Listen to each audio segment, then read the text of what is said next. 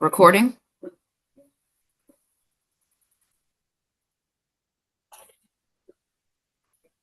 Thank you. We have our 11th regular meeting on the Medford School Committee, June 18th, 2025 at 6 p.m. This is remote only, and this meeting is being recorded. The meeting can be viewed live on the Medford Public Schools YouTube channel, through Medford Community Media on your local cable channel, Comcast Channel 9, 8, or 22, and Verizon Channel 43, 45, or 47. Participants can log or call in by using the following link, and the meeting ID is 951-4852-7687. Member Rousseau, will you please call the roll? Member Branley. Here. Member Graham. I think she said here. Yes. Are you able to unmute, Jenny? Anyways, I am. Can you hear me? Now we yes, can. now I can. Okay, perfect. Sorry. Member Tapa. Here. Member Olapade. Here. Member Reinfeld. Present. Member Rousseau, present. Mayor Longo-Kern. Present, 7 present, 0 absent. Do we have any student representatives on the call? Don't believe so. Not So yet. we'll just, if all may rise to salute the flag, please. I pledge allegiance to the flag of the United States of America, to the republic for which it stands, one nation, under God, indivisible, with liberty, justice for all.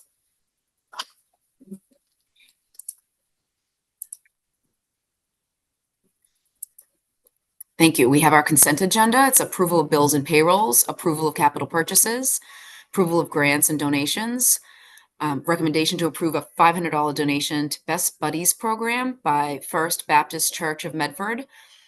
And we also have a recommendation to approve an annual $1,500 Crystal Campbell Medford Strong Scholarship Award to the graduating senior at Medford High School.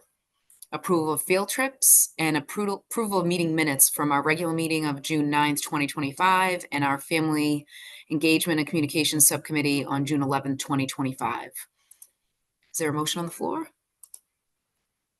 for approval? So moved. Moved by Member Intapa, seconded by Second. Member Branley. Roll call, please.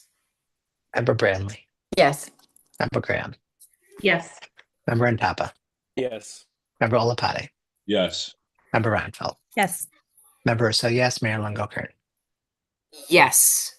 7 in the affirmative, 0 in the negative. Consent agenda is approved.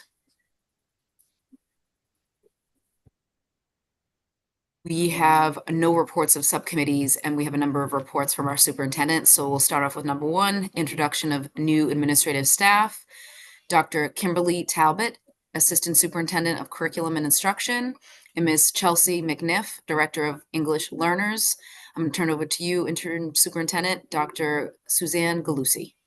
Thank you so much. Good evening, Mayor and members of the school committee. I'm very excited for this first report of the night. So, and just as you were announcing, the cameras just miraculously came on. But so with us tonight, we have Dr. Kimberly Talbot and we have Miss Chelsea McNiff. First, I'm just going to say a few words about Dr. Talbot before I turn it over to her, and then I'll say a few words about Miss McNiff and then turn it over to her. So Dr. Talbot is going to be the next Assistant Superintendent for Academics and Instruction for Medford Public Schools. She was confirmed by this body on June 3rd. She brings 30 years of educational experience to Medford and most currently is serving as the Executive Director for Academics and Instruction for Salem Public Schools. She has a wonderful background. She also has earned her educational doctorate degree from the University of Massachusetts, Boston. And through every phase of the interview process, she unanimously impressed all the stakeholders from the initial search committee round to interviews with school leaders and directors through the completion of a performance task. She comes with a deep professional knowledge, closely aligned core values, and a welcoming demeanor really made her an ideal addition for Medford Public Schools.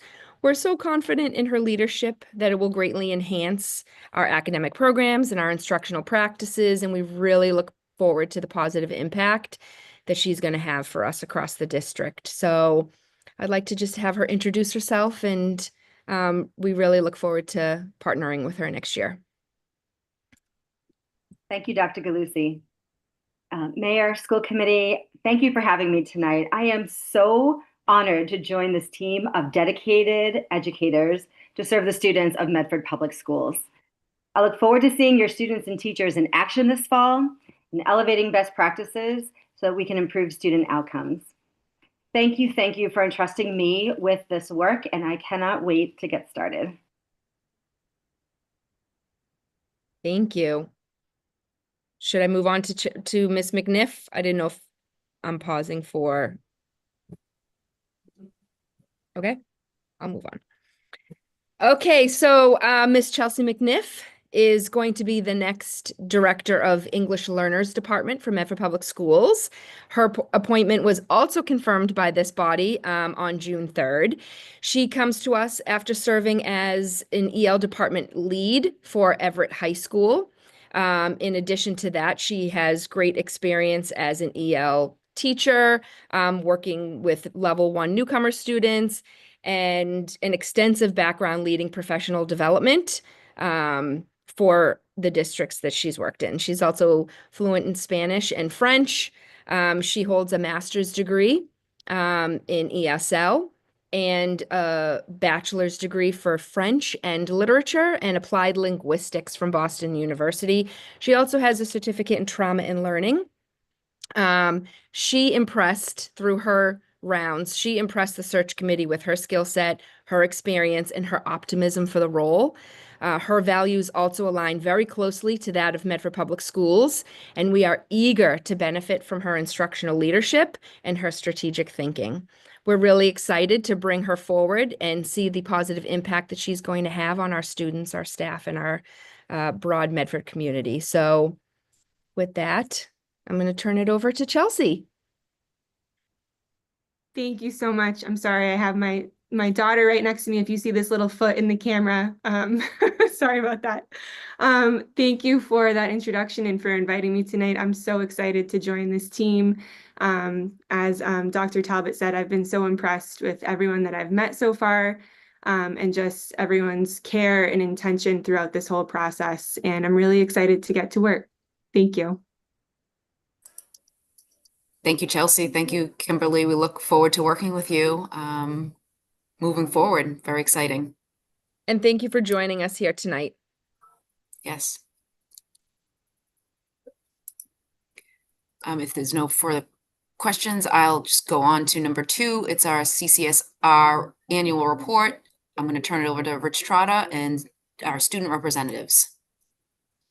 But may I just make one comment before that happens? So I do want to Yes. just say this is a long agenda for this evening. So I do want to just say for Dr. Talbot and Ms. McNiff, it's up to you, but don't feel you need to remain on the call. I know that you have things that you're finishing up in your districts before you transition to us here in the summer. And Mr. Trotta is on the line, and he will be giving an overview this evening. And I do want to say, moving forward, there has been a lot, as we all know, as we're trying to finish up ending this school year. And a lot has gone into the meetings for the last few school committee meetings. It is our intention that the CCSR report has student representatives with them. Little difficult to do that virtually and on the last day of school. Mr. Trotta will talk through the overview of the work that's happened this year, as well as a video of students. Next year, we'll make sure that these reports have our student representatives in person. So with that, Mr. Trotta, is he able to unmute, Mr. Yep. Oh, Okay, there we go. okay, good. Well, first of all, thank you for allowing me to present the work of the students. This is basically about students. The program does more than that, but the focus primarily is about what students have done with their advisors to make the world a better place. So I have passed on through Dr. Galusi the reports. They're pretty comprehensive, so I'm not going to go through those. I'm just going to do some highlights, and then we can watch a couple of presentations. First of all, I want to thank Dr. Galusi and the central office staff for their support. It's nice to have that kind of support when you're running a district-wide program. I want to thank the building principals for their help, the school committee members. Thank you for supporting us, faculty and staff, the advisors that we have. In particular, I want to thank Janelle Goen McKenzie for doing such a great work and coordinating some of the projects and supporting all the other advisors. So the students, one of the things that we'll see in the pamphlet, the report that I gave you is some testimonials, particularly by Jonah Siegel, who's the president of the CCR at Medford High School. We want to thank the major benefactors, the Cummings Foundation, which is over the period of since 2014 has provided us with $406,000 in grant money. Right now we're on a 10-year grant, which will carry us through 2030. The grant is worth $350,000. The Crystal Campbell Betterment Project has donated over the years approximately $150,000, and the Bluebird Philanthropies donated $50,000. So those are the major benefactors. There's others in the booklet, the report that you can look at. Next page. So since 2013, approximately 3,000 students have participated in CCSR with over 700 projects over a 12-year period. This year, some of the highlights are the Summer Art Studio that Susan Fee ran last summer and is going to be running it this summer. So that's funded through Cummings Foundation, a special grant of $10,000. We had a poetry contest, and 2 students won the contest, Kalia Diligent and Haley Celestin. So those 2 high school students were the winners and got a small award for that. We've developed a professional library for faculty and staff that's located at the high school. We also had a dedication to Crystal Campbell Memorial Gardens that was spearheaded by Marta Cabral, the principal, and along with Rebecca McKenzie, who does all the maintenance and care for the center. So that's a very brief highlight in addition to the reports that you have. Now, I just want to go right to the project portfolio, which is really perhaps the most important thing. In fact, it is the most important thing. And to give you a quick overview, we've provided a short video, and that'll be followed by another short video of student testimonials. Together, the 2 of them run approximately 8 minutes or so, and then we'll take some questions.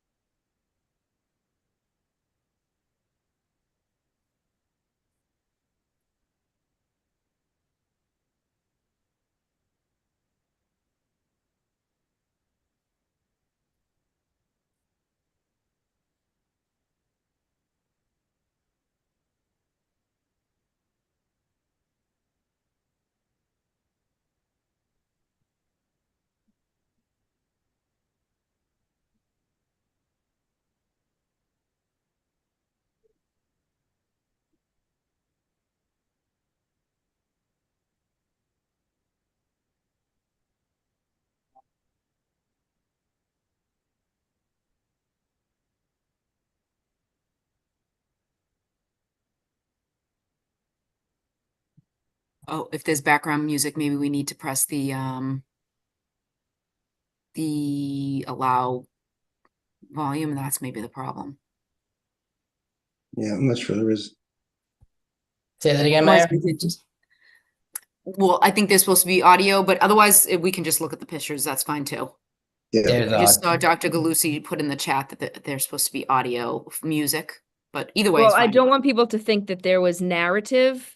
We just want to make sure we have the audio for the next video, which is from the Okay. students. I didn't want people to think they were missing audio.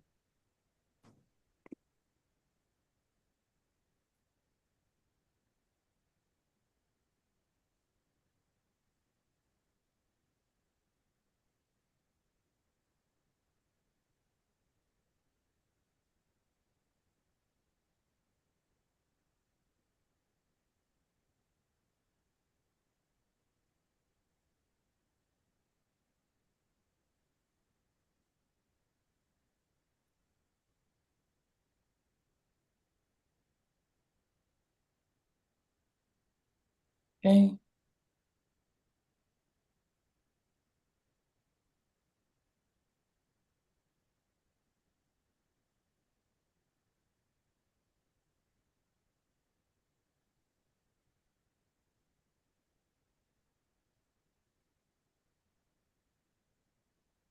audio.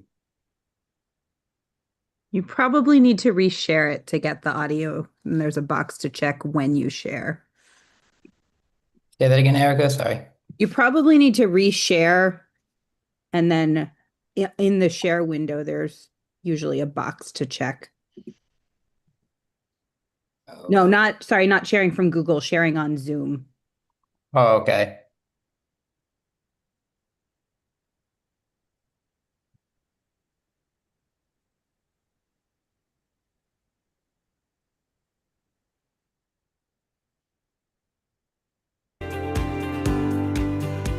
Nicely done. Hi, I'm Jonah Siegel. My name is Julia Hanratty. My name is Magdala Takeli. I'm Catherine Began. Hi, my name's Nathan Quinn, and I'm a member of the CCSR Club.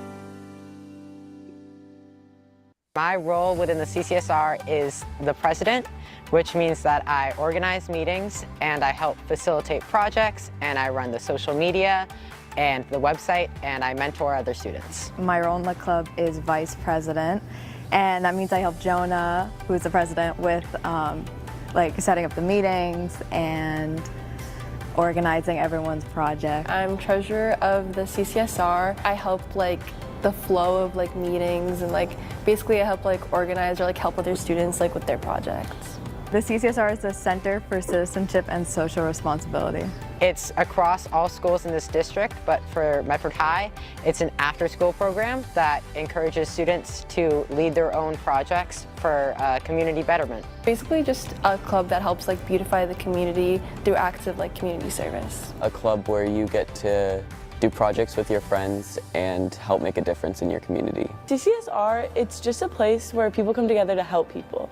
We make amazing projects that either focus on feeding the homeless, clothing the homeless, or spending time with elders. It's a really great community and club. The club's mission is to make the community a better place. The CCSR's mission is to make a positive difference on the community around us and to teach students that they can make a positive difference too, regardless of their age or their interests or anything else. If they have something that they think they can change in the world, they can do it. The club's mission is just all about community service. I've led the Medford Mystic River and Parks cleanup, where we organize volunteers to clean up trash around the Mystic River and our city's parks to prevent pollution and keep the city safe for us and the animals in it.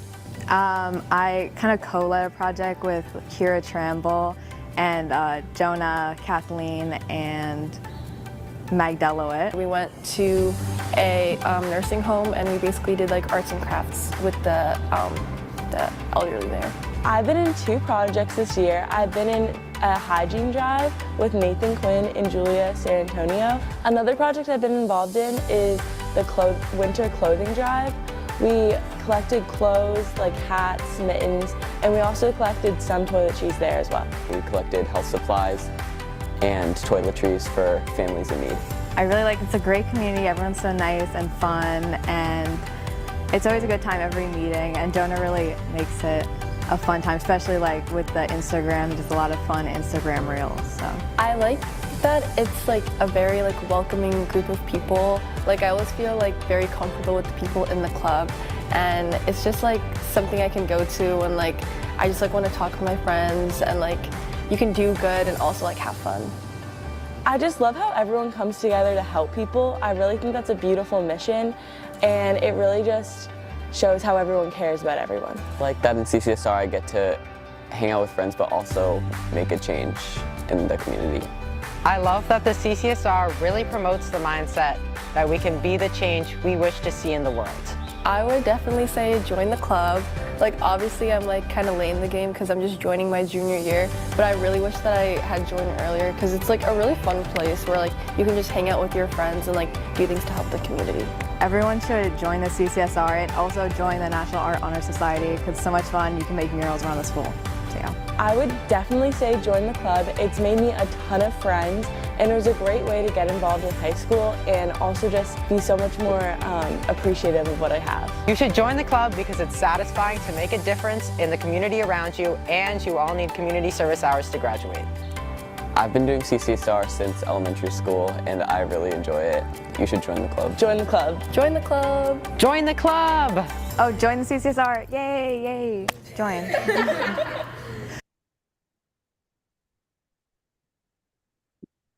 Okay, I just want to thank Janelle Golan McKenzie for putting together the slide video, and then the vocational film and video class.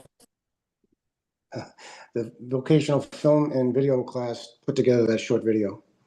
And so I want to thank you again for allowing me to present the work of the students, and I'm happy to answer any questions. Thank you, Mr. Trotter. We appreciate the presentation and the slideshow. Member Graham, I see your hand up. Sorry, I'm just not finding the raise hand feature. Sorry. I'll like relocate myself before the meeting's over here. I know we had talked, it may have been like a year or two ago now, about the declining enrollment in CCSR. And I wondered if you could talk to us about the number of students participating this year versus years past. Basically, it's pretty much the same. The place where we lost the biggest population was the high school. The K-8 program was a typical year. In fact, one school had, I think, the McGlynn Middle had something like 80 or 90 students. So the population is steady and stable. What happened was we had a big drop off at the high school after an advisor left a few years ago, Michael Skorker, because he was a super advisor and drove in a lot of students, up to 100 students. So that was the biggest difference. And so what's the plan to not just say it's because we lost an advisor, but to replenish the numbers of the students participating? No, it's not to say that. It's very disappointing. The key is we have to get an advisor. And I worked with the principal, Marta, and we haven't found one yet. Last year we had an advisor, but she was new, and actually Jonah Siegel did the bulk of the work. We want to make it more popular and have more students, but it's a voluntary thing. So we try to make it attractive, and we hope to get an advisor. So the advisors are all unpaid? Is that what you're saying, No, Rich? I'm trying to understand. No, they get a stipend. That's what the grant pays for. Yeah, each advisor gets over $2,000 for being an advisor for the year. So we've over the years increased it to $2,500 for working with the students for 1 year. So it's about high as we could go with the, we have a limited budget, so I can't offer too much more, but that's the best we can do. And like I said, K-8, we have pretty much set for the next year as well. So we're really hoping to get something from the high school. So we don't have an advisor for the high school yet next year. Is that right? Not yet, no. Well, the Okay. other schools, the people mostly come back. Okay, got it. Thank you.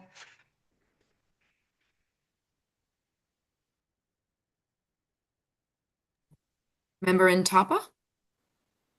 Yeah, thank you, Mayor. I think I just wanted to, I think the voluntary aspect, to clear it up for anyone who might have heard that, is, at least from my perspective of advising students and seeing, you know, at least the college level students, is at least for the last 2 years, students have been faced with the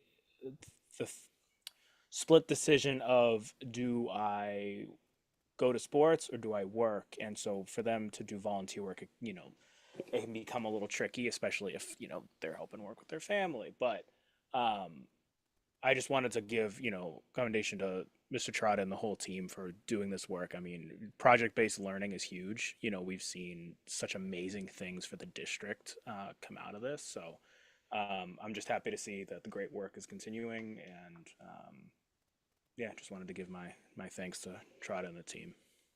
Thank you. Thank you, Member Intapa. And no other questions. I'll just, if I may speak from the chair, I too really hope that we get an advisor, if we have to shift around funding in any way, to be able to pay a teacher that may be interested. I think it's vitally important. I know that we had over 200 students in CCSR only a couple years ago, and I think the program is just so amazing, and our high school students in a way need it the most. So I just advocate for really trying to get that position filled, providing a support system for the officers that we just saw in the video, or those to come next year that may be replacing those officers. Thank you. Okay, one more point. We have 371 students this year. The max we had was maybe 100, maybe less at the highest amount in 12 years. So it's not dramatically down. Like as I said before, we need someone from the high school, and I would appreciate anyone's help in doing it. I've been trying to get somebody, but somebody has to volunteer for it, and there is a stipend that goes with it. Member Graham? I was just like digging through the recently done teacher's contract, and this is one of the stipends that I believe sits outside of the teacher's contract because it is paid via a grant. Is that correct, Dr. Galusi? That is correct. So I guess maybe a programming note for CCSR is that we have dramatically shifted, I think for the better, the stipends that we are offering both for athletics and for extracurriculars. And perhaps the CCSR team may want to look at what we did as a model for what we believe is needed for the kind of support and dedication that we expect of advisors, because it is a lot of work, particularly for this program. And one of the things we did in the contract, which is available on our website, is we introduced a tier structure to the academic and extracurricular stipends that sort of talk about like the intensiveness of the activity, so that there's some like I'll say tiering, for lack of a better word, of the kinds of clubs and activities and what they require.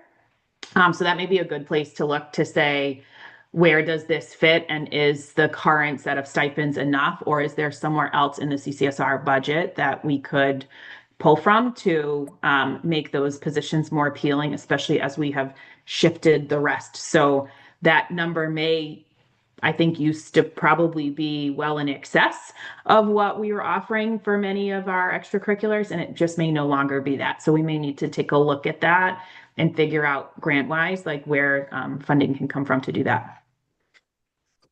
Okay, just on that point, we have a budget, and the money that we get every year pretty much covers everything.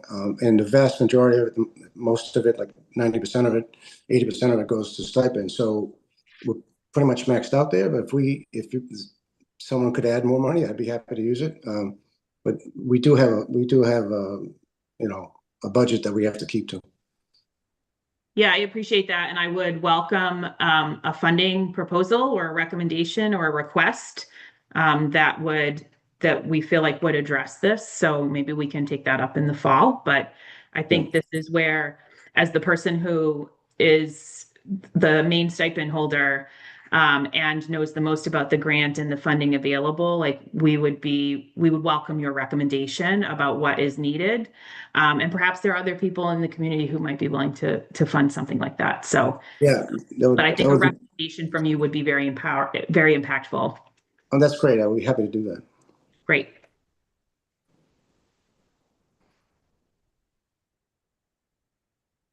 Thank you, Mr. Trotter. We appreciate the presentation and the slideshow. Okay, thank you again. Thank you. Yeah, bye-bye. We're going to go to number 3, yellow bus transportation and electrification timeline. Recommendation to approve 5-year contract comprised of 3 years and 2 1-year. I'm going to turn it over to Noel Velez, Director of Finance, and Brenda Pike, Planning, Development, and Sustainability Planner from the city. Thank you. Thank you, everyone, for joining us today. So here we have today is the RFP that we sent out back in March regarding our school bus and our transportation. When we sent it out, we had sent out a very detailed report regarding what the need of the school district was currently and what we felt the needs might be in the next upcoming years. And we got back one bid currently, Eastern Bus. They offered some prices to us regarding both late pickup, daily charter buses for sports athletics, and also including our day-to-day operations of morning pickup and after school drop off. Also here we have Brenda Pike from the city side to talk a little bit about electrical buses and a place we'd like to go to in the future, and kind of how we as a school district and the city can work together to really manifest this vision and idea. Yeah, so just a quick update. We were awarded a grant for free technical assistance from the Massachusetts Clean Energy Center to create a school bus electrification plan. We've been working with VEIC and Energetics for a few months now, and they've assessed our current conditions and needs. The full analysis will be available this fall, but they have some initial recommendations. They're recommending a phased approach with 4 electric buses replacing diesel buses in the next 5 years to be housed at Eastern Bus's Malden location, and then replacing the rest of the school fleet in 2 more phases over the next 10 years and housing them at the high school, incorporating chargers for them into the new high school design.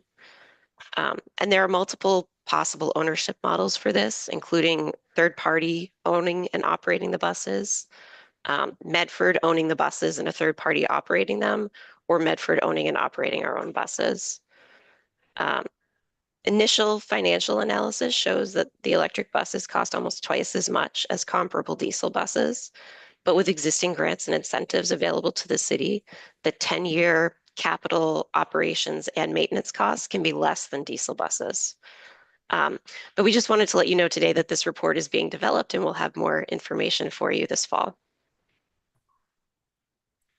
Thank you, Brenda. Member Rousseau? Thank you, Brenda. I have a quick question. So I realize it's cart before the horse a bit in some of my questions, but could we own buses that are housed at Eastern Bus? Is that an actual option? It's a possibility. I don't think it's something that's been included in this current RFP. It would have to be an amendment if that was something that if we got a grant and decided to do that in the future.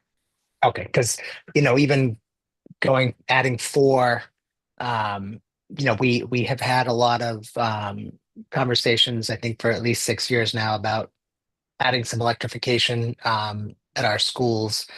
We were going to do a carport with solar. We can't do that.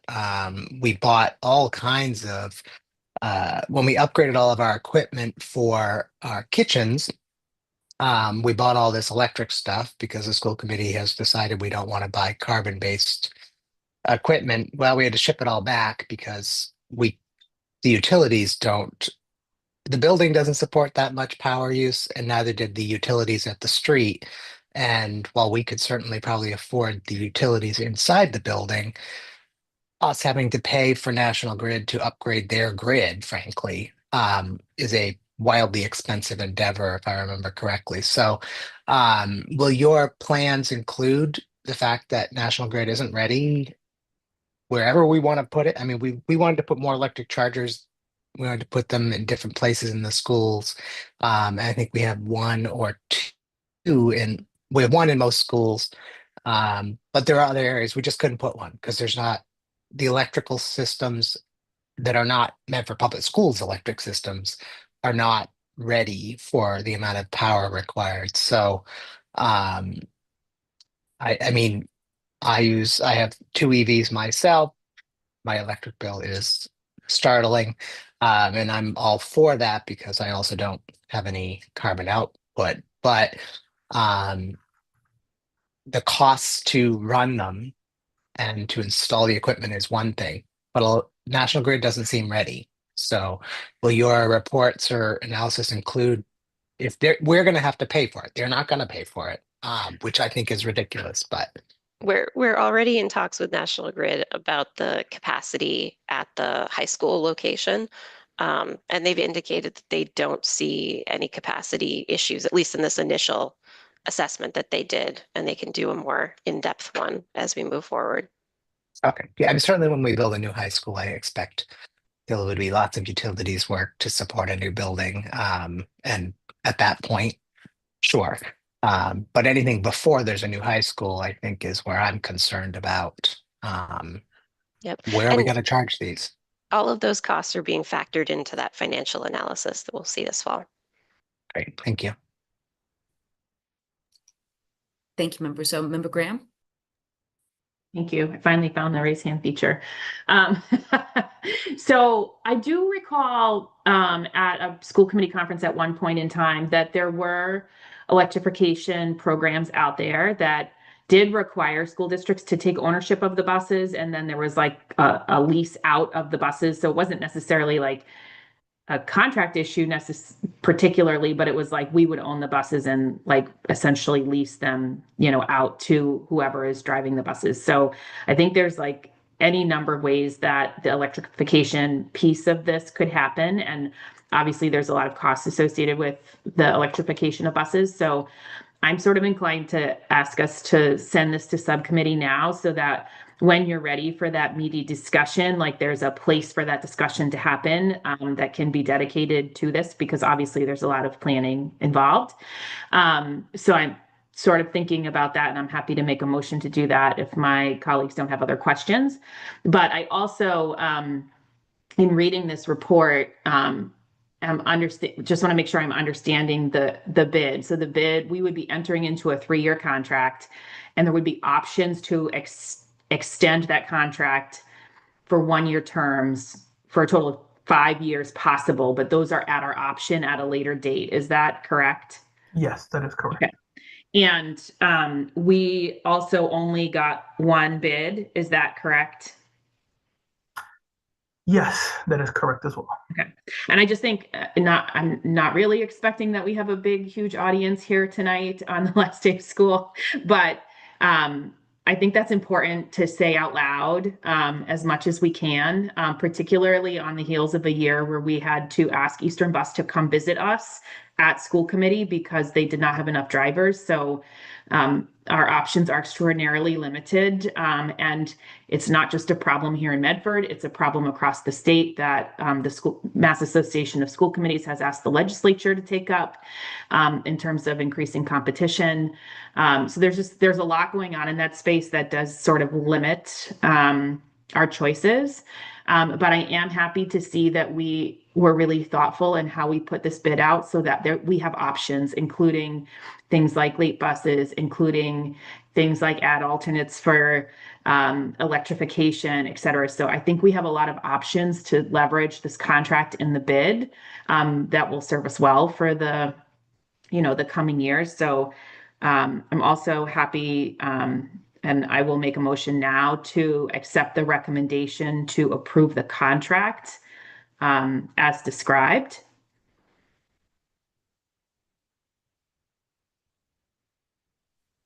Motion to approve the contract as described by Member Graham. Is there a second?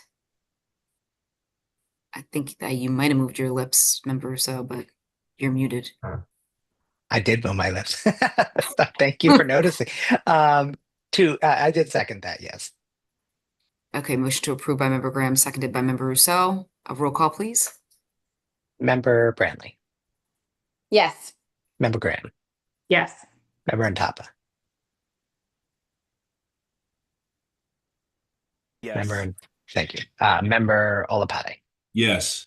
Member Reinfeld, Yes. Member Russo, yes. Mayor Longo Kern. Yes, 7 in the affirmative, 0 in the negative. Paper passes. Are there other questions, or should I make my motion about moving the electrification piece? I don't see any further questions, so I think you can move your motion, Member Graham. Okay.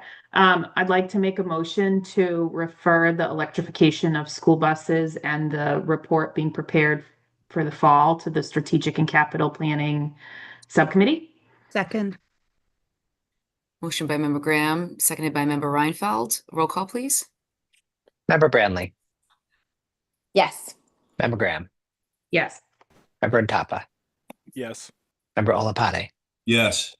Member Reinfeld, Yes. Member Russo, yes. Mayor Longo Kern. Yes, 7 in the affirmative, 0 in the negative. Paper has been moved to subcommittee. I'm going to turn it over to Dr. Galusi, interim superintendent, to go over the rate card early pickup track for after-school programming. Thank you. So, and I do know that we have Director Megan Fidler-Carey on the call, and I'll just give a brief overview, and then if we have questions, I know she's here as well. So we've come before the body before.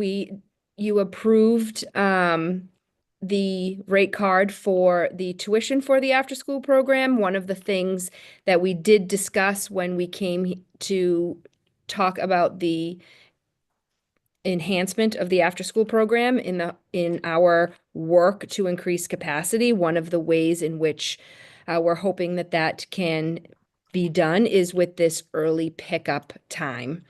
So as we presented to this body before, on the April 14th meeting, we are here to talk about what the rate would be for that early pickup time. So through survey results from families, it was the survey data showed that people would be more open to the early pickup time of 4 p.m. So that would be about 75 minutes after the new dismissal time for elementary schools. So there'd be a 4 p.m. pickup time and then a 6 p.m. pickup time. You have, approved the rates for the 6 p.m. So it's the yearly rate of $533 for a monthly rate, daily rate of $29.64.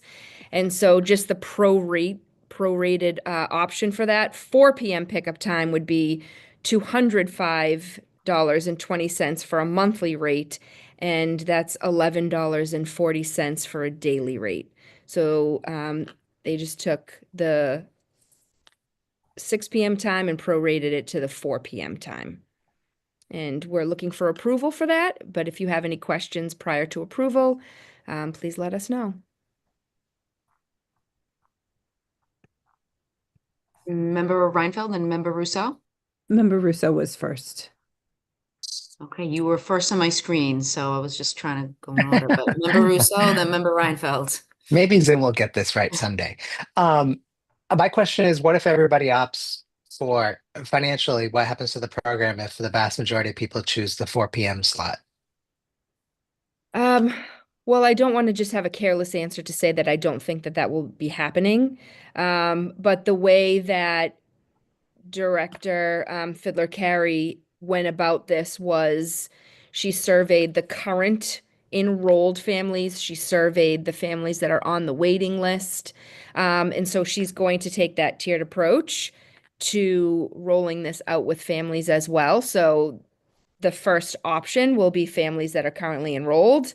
And And she'll give a window of time for that. And then she'll move to families that are on the wait list before we kind of open it up broadly to newer families. So I Thank don't, you. yeah, I don't know if That that's. answers my question. Definitely. Thank you. Okay. And my other question was $9 an hour is, I still think, kind of outrageously low. I mean, you can't get anything for $9 an hour unless I mean, you'd have to travel thousands of miles to find anything for $9 an hour. Thousands of miles. So I don't know what I think about this. I know that we have done comparisons to other places, but I don't know. I'm just really stuck on $9 an hour. That's just, I can't get past it, and I'll let other people speak. Sorry. Member Reinfeld, then Member Grant. Thank you. I just wanted to ask how this maps to our staffing. I know part of the motivation for this model was that we thought that we could have more flexible staffing opportunities. And so I just wanted to make sure that was proportional here, and that the people who are on the clipped shift, the till 4 p.m. working, they're still being paid at the same rate as the people in 6 p.m. Yeah. Yes. And so this proportionally maps to what we need to pay our staff to run this program, presumably with more people in the early shift and fewer people overlapping in the later shift. Yes. Thank you. Member Graham. Thank you. The survey that you did, what were the results? Like, how many people said, what percentage of respondents said, I would do this version if it was available, versus people who said I would not do this version if it was available? What were the results? I'm going to defer to Director Fidler-Carey. Hi, thank you, school committee. So we gave it out, and we gave a couple of different times, and for the earlier pickup time, about 30 people responded that they would be interested in the earlier pickup time from the respondents. What was interesting though was how many people followed up afterwards with an email after filling out the survey. They emailed saying all of the different options that they would be willing to consider, which I thought was very interesting. And just really liking the idea of the earlier time, because a lot of them, especially a couple of our teachers, are saying like they just need that little extra bit of time. So they did explain that directly, but it was about 30% of the respondents. 30%. Yeah. Okay, got it. That's helpful. And I do know that lots of people had feedback about that survey in terms of like the nature of the questions. And I'm hopeful that the after school task force can help us like just get a little bit more precise on some of those communications before they go out in the future. So that we're not like causing agita. Like, we were intending to ask a very simple question and people got pretty wrapped up around like, if I answer this the wrong way, am I going to lose my spot? Which was not our intention at all. I know that for sure. So I think that's important. I do think I agree with Member Russo about the very, very low price. And I think one of the things we have to consider is that when we're offering like this shorter version, there is stuff that is still just as much, right? Like there's just as much management. There's just as much payroll. Now we have people who will be late, right? Like it is not necessarily like so easy to say it's 1/3 of the work, because there is still like, there's like sort of the fixed aspect of like what this is going to look like to be able to support this program, which is like adding a layer of complication. I still think it's like a really good idea. I just would like to see the price go up to be like, instead of just an even third, like I would personally like to see it be about half of what the full option is. Because I think there's a tremendous amount of work that is going to have to be done to manage this like separate strand. Like it's not going to like be completely seamless. And I think we just need to like account for that in terms of like what our infrastructure is going to require to do that.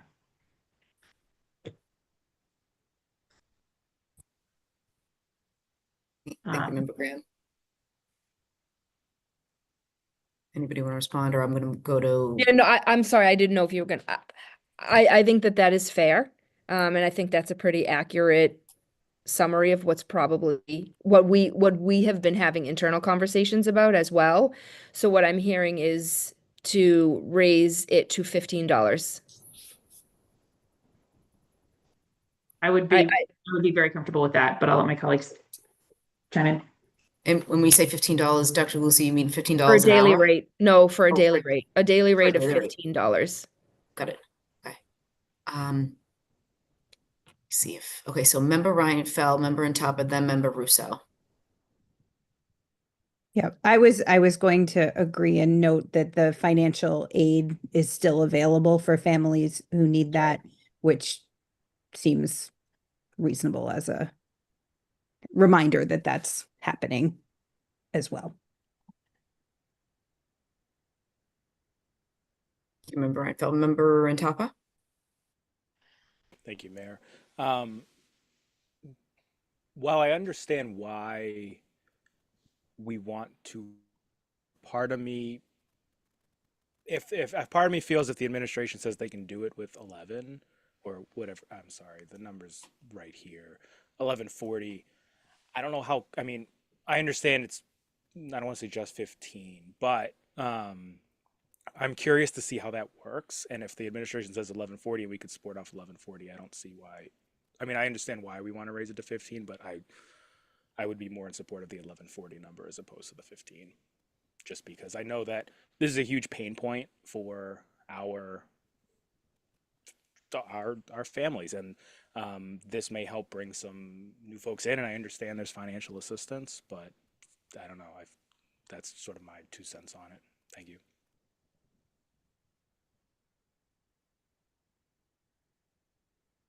Member Russo, then Member Graham. Just unmute yourself, Member Russo. Thank you. I'm new to this Zoom thing. I have a question about, I know we have team leads, and I forget if that's the title that that Director Fidler-Carey has for her staff, but we will have, I mean, inherently there will be more staff that is part of this equation. There will be more physical bodies that are employed by Medford Public Schools. And, there will be people who will say, I can work that 2:45 to 4, but I can't work till 6. And that's great. We're going to have those people. We're going to increase capacity. But are you going to also have to have more team leads or whatever it is that you call them? They get paid more than those folks who are not team leads. And so is the intention to, I mean, I know it's early days, so I know some of this is a bit hard to nail down right now, but is the intention to put more on the existing set of team leads, or is it to add additional team leads where needed? And, how has that cost been considered? Megan, do you want to? Yeah.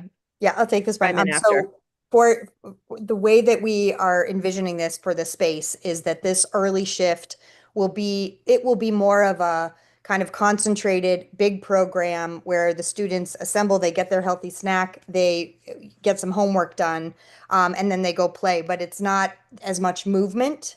It's not this sort of the enrichment model that we have for the rest of after school. That's the full 3 hours and 15 minutes. This is more the 1 hour and 15 minutes condensed version. So they'll all be really in one place. So we'll only have one lead. We call them group leaders. So we'll have one group leader for that whole early shift. And then supports for as many students. Again, we like to keep that 1-to-10 ratio. So as many as we end up being able to fit with the space provided and the need. And then that group leader would stay on and go support the later shift group afterwards. Thank you. And I just want to ask my second question rather than going all the way around again. What is the threshold for financial assistance? So we offer financial assistance based on the determinations of the city that they use for their community development block grant to determine low income. And so families can get 30 or 50 or 70% off. And we do get funding from the community development block grant. We're getting nearly $10,000 this year, that once it's finalized, we'll present to you. We have also applied for some funding for McKinney-Vento families, and that would allow some students to come at no cost to them, obviously. But then otherwise, it's just a sort of a dent. And we gave about $45,000 in financial assistance this year. Excellent. Thank you.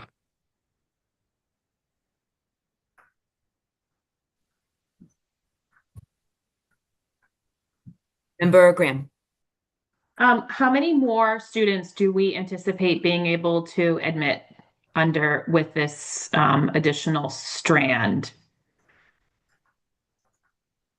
Well, we're starting them all out to have it be one kind of group. And remember, we keep our groups to the 26 mark, which is what the EEC uses, the 1-13 ratio, 1-10 ratio. So if we had 2 adults with that, so we're starting with that. But if we find that there's a flood at the Brooks and Roberts, which I imagine we will get, those are our 2 biggest programs, then we'll look at the space and see if we can double that and get that to, if there's a need, if there's an ask for 50 kids for the 4 o'clock pickup, I think we can make that work with the space. We've already started conversations with the principals to let them know that this was an idea that we're thinking about, and for them to think about how that will work in their afternoons. And certainly our site coordinators, for them to think about how that'll work in the afternoons. And I think, if we have the cafeterias, we can do that. So are you saying it's like an extra, like 26 kids per building? Is that what you're saying? Yes. And I mean, I'm not sure how much bigger than the 26 we'd get until we have staff fully confirmed. Sure. I think, then we could we always will keep positions posted. And if we can get another staff, then we can let in the more kids that go with the staff member. Sure. And I think the difference, but if I like could just, this program will allow us to like make a pretty big jump of like 25-ish kids. Yes, we're hoping so, because I know that some kids, some families, they've said that they just need that extra little push. And we've had staff that have said, staff that work during the school day that have said, like, I can't stay all the way till 6, but I could give an extra hour at the end of the day. And I think my other question is, this is a 5-day option. Like we're not splitting that hair further to say there's 2-day options and 3-day options and 4-day options, which this is just a 5-day option. Is that correct? Well, we thought we would, again, looking to best practices in other districts where we learned about this option.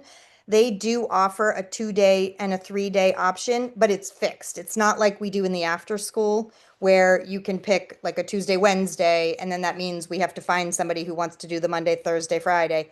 We said we could do a 3-day option that's Monday, Wednesday, Friday, or a 2-day option that's Tuesday, Thursday. Just trying to think about what's best for more families. So that's how we're envisioning it. If we're also very mindful that we want to kind of take this thoughtfully. We don't want to jump right in and bite off more than we can chew. So if we wanted to say, like, let's just start with the 5-day option, that would certainly logistically be easier. But I think that if we had fixed days, a fixed Monday, Wednesday, Friday, and a fixed Tuesday, Thursday schedule in addition to the 5-day, I think that would be manageable.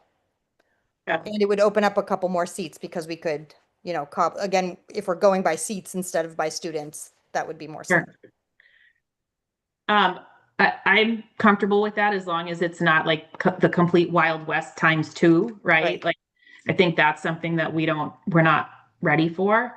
So I think that feels perfectly fine to me. I think that just circling back to the cost, if you all remember, the other thing we have really committed to is rapidly expanding our program after years of like not making much progress. So I think what we will need administratively to make that happen is very unknown. And we're going to layer on top of that like this new strand. So I think we should be conservative in terms of like what it takes to make sure we do this well, rather than come up short where we then have like criticism that the program woulda, coulda, shoulda done something different. And if we find that like all of that comes together very seamlessly, like I think then we have the option next year to say we're not going to increase that rate. But I think if we come in too low, like we will own this and all of the criticism that comes with like shortchanging the operational need potentially. So I'm going to make a motion that the daily rate be $15 for this till 4 p.m. option. And yeah.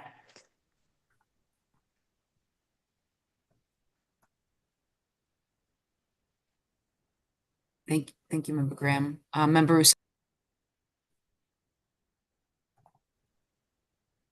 I will swear to God, I was doing some calculations. AMI is $118,000 in Medford this year for a family of 4. And that would be what you'd have to make to receive no financial assistance. And so I'm very comfortable with that $15 a day, because I mean, I'm not going to comment on people's finances, but if your household brings in $118,000 a year and $15 a day is going to break you, then that's a different conversation, really. It's not for me to comment on that. But we are going to provide assistance 70%, what was it, 50 and 30% of that $15. So that's why I'm quite comfortable with these rates. I think that I would like to know next year when we're having this conversation, what would it look like if these rates were significantly higher? And I don't mean 6%. I mean, the $29.64 a day was $45 a day. The $15 a day was $25 a day. Like, what would that do to the program? What would that do to our ability to offer more assistance to families that were in need? Because again, these are the rates for people who do not meet any financial assistance requirements. These are not the rates for folks that have those income levels. So what happens if we go there? Do we end up with a much greater retention of staff? Do we have the ability to offer retention bonuses? Would that actually change how many staff we retain from year to year?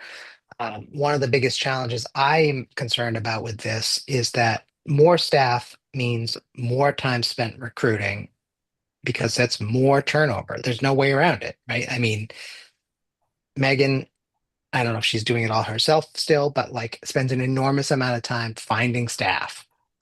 And if there's more staff that are employed to fill up the program and that retention is the same as it has been, then there's going to be more hiring required. That's more of her time or somebody else's time. And I'm just thinking like a substantial change to this cost. What would it look like next year to our ability to retain people? And, aside from the training costs, retaining people has, a lot of value in program consistency and all the other stuff that I don't need to go through. So I'm going to second this motion to go to $15 a day for the clipped shift option, but I am going to ask that by next year we have that we have an analysis of what we can do as a program if we went to $45 and $25 for those two options. Keep it in mind that financial assistance, none of that changes. So that's, I'll second that. Thank you. There's a motion on the floor by Member Graham, seconded by Member Rousseau. And I just want to thank everybody for your work on this. It's very creative, and the survey helped us get there as well. So great job. Great job for something we've been asking for and hoping for a few years now, especially. So Member Rousseau, if you could please call the roll. I unmuted still? Good. Member Brandley, Yes. Member Graham, Yes. Member Antapa, Just unmute member. Yes, it's sorry, it's finicky. Member Olapati. Yes, can you hear me? Yes. Member Rousseau, yes. Mayor Longo-Kern. Member Reinfeld also says yes. Oh my God, I'm sorry. Yes. And you, member Russo, right? Oh, and I said yes too. Boy, I got Okay, 7 in Sorry. the affirmative, 0 in the negative. The paper passes. And then we are going to go to number 5, water filling stations. Retta Smith, our Director of Food Services. I'll turn it over to you.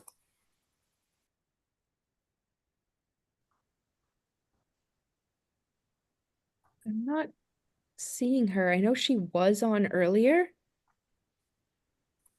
Yes, she hopped on a couple times, so I'm not sure if she's did, and having I'm not connection seeing her issues. now.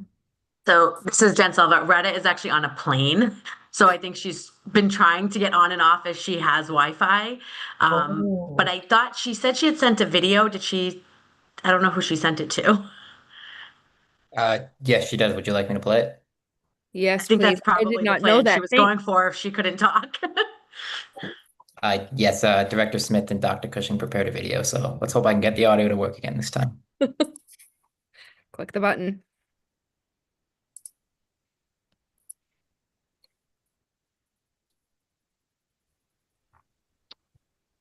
Good evening, Madam Mayor and members of the school committee. Thank you for taking the opportunity this evening to review this quick video presentation, as both Retta Smith, Director of Food Services, and myself are unable to attend this final meeting of the Medford School Committee this year due to family commitments.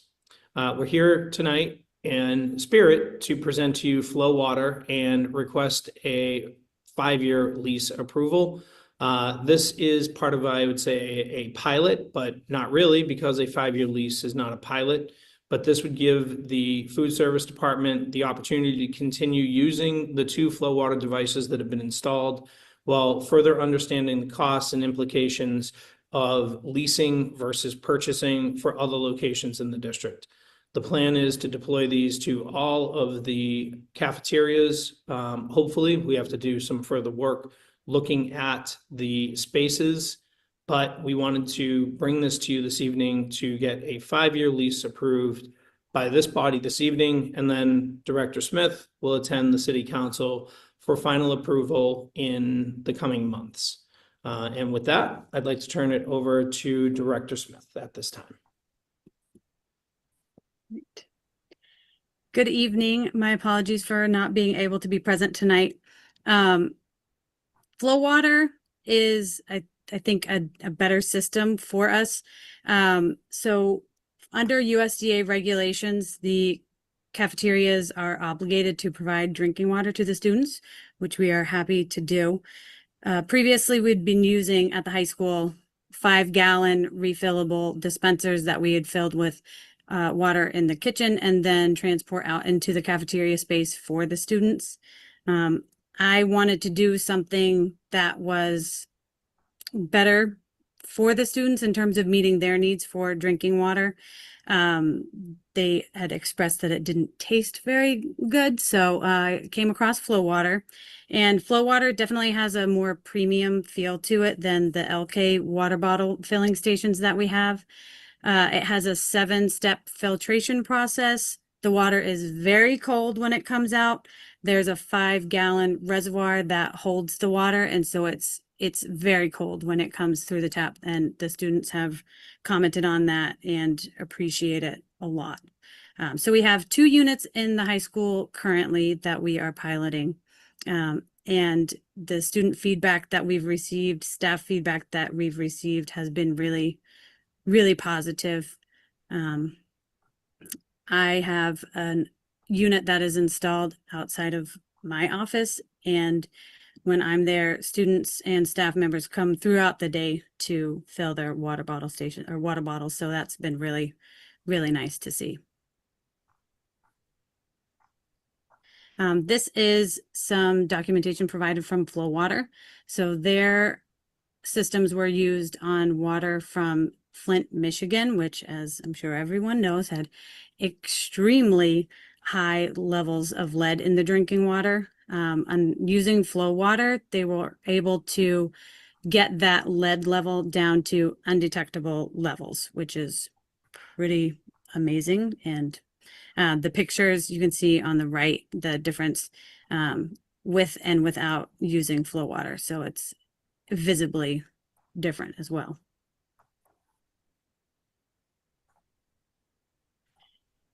The cost difference in leasing versus purchasing the flow water system over 5 years, it's actually cheaper to lease the machine than it is to purchase it over 5 years.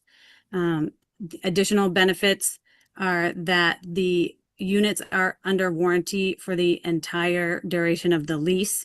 If you purchase the machine, it's only under warranty for 1 year. Considering that the high school is a very busy place and many outside renters are in the building on the weekends, I feel more comfortable with going with a lease option, knowing that the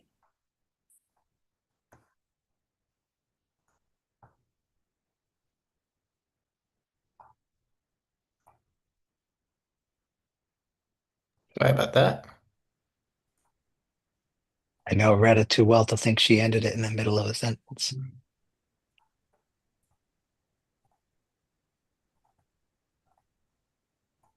Click. Can you see that X there in the middle of the screen?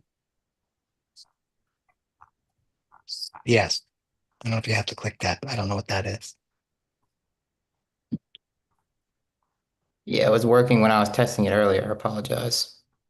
Always works when you test it.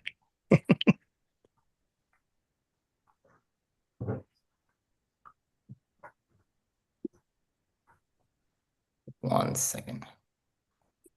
I'd refresh the page if it's a web page.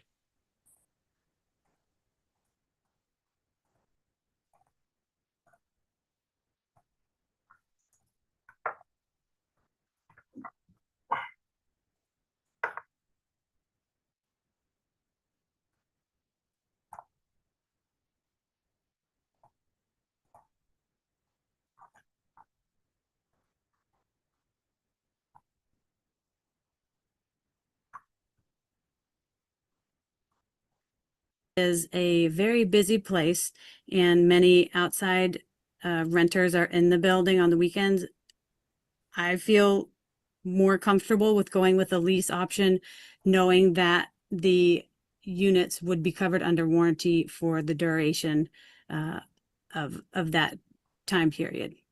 After the 5-year lease, it is extended on a month-to-month basis. If the machine is not really functioning as well as we want it to at that point, we could also trade it in essentially to get a new unit and extend a lease, or if we were happy with it over the 5 years, then we could opt to purchase units at that time. So at this time, that's the end of the presentation. Some questions you might have relate to the overall water quality in our schools that was of topic in September and October this past year.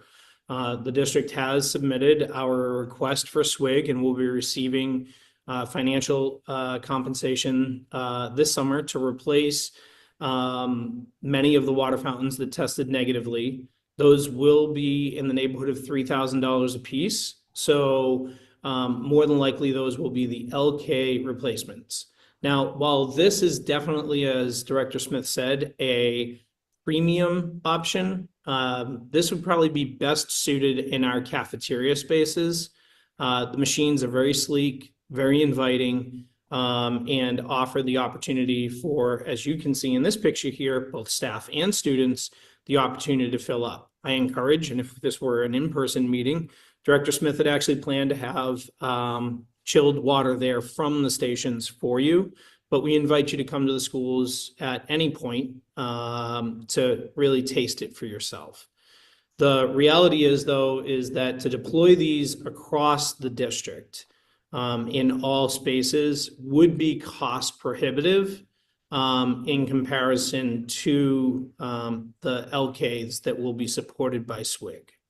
So while I had initially hoped to do that, after crunching the numbers and doing the math, it just doesn't really work out. But in order to provide this as an opportunity for students and staff to fill their own vessels, or perhaps the district would like to provide a branded flask for our students and staff at some point, that might be a great alternative as well. Would like to just close out by saying I really appreciate Retta's enthusiasm in pursuing this and really working hard. You'll notice that in this picture, in the 2 cafeterias, we've actually utilized long dormant old water fountains that were covered over. You can see it there in the white contrast versus the paneling behind. And our maintenance staff and the flow water staff were able to clear out the drains, clear out the piping, and really put in a far superior option for our students. Once again, the long-term plan or short-term plan over the next year is to deploy these to the elementary and middle school cafeterias. Those pose a little bit of a deployment challenge in plumbing for some, but Director Smith is working on those issues. Retta, is there anything you'd like to add before we close out our video presentation this evening? I will be on a plane when this meeting is happening, but I will try to be on Zoom and could answer questions via chat as long as Wi-Fi participates. And I, unfortunately, will be entirely unavailable, but this is why we hire great people to lead departments, and Director Smith can answer all the questions you may have. In closing, I request recommendation to approve a 5-year lease with Flow Water and forward on to the Medford City Council for approval under Mass General laws. Thank you, and all my best. And you could leave the screen up maybe because it just showed the total cost of 10,500. I think I just saw.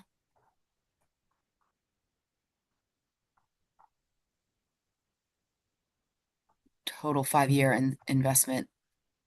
So maybe Noel, for me, if you could just outline that, and then I'll go to anybody that has questions. You're talking about outlining the lease towards the purchase? Just the total cost for the 5 years, is that correct? It's 10,500?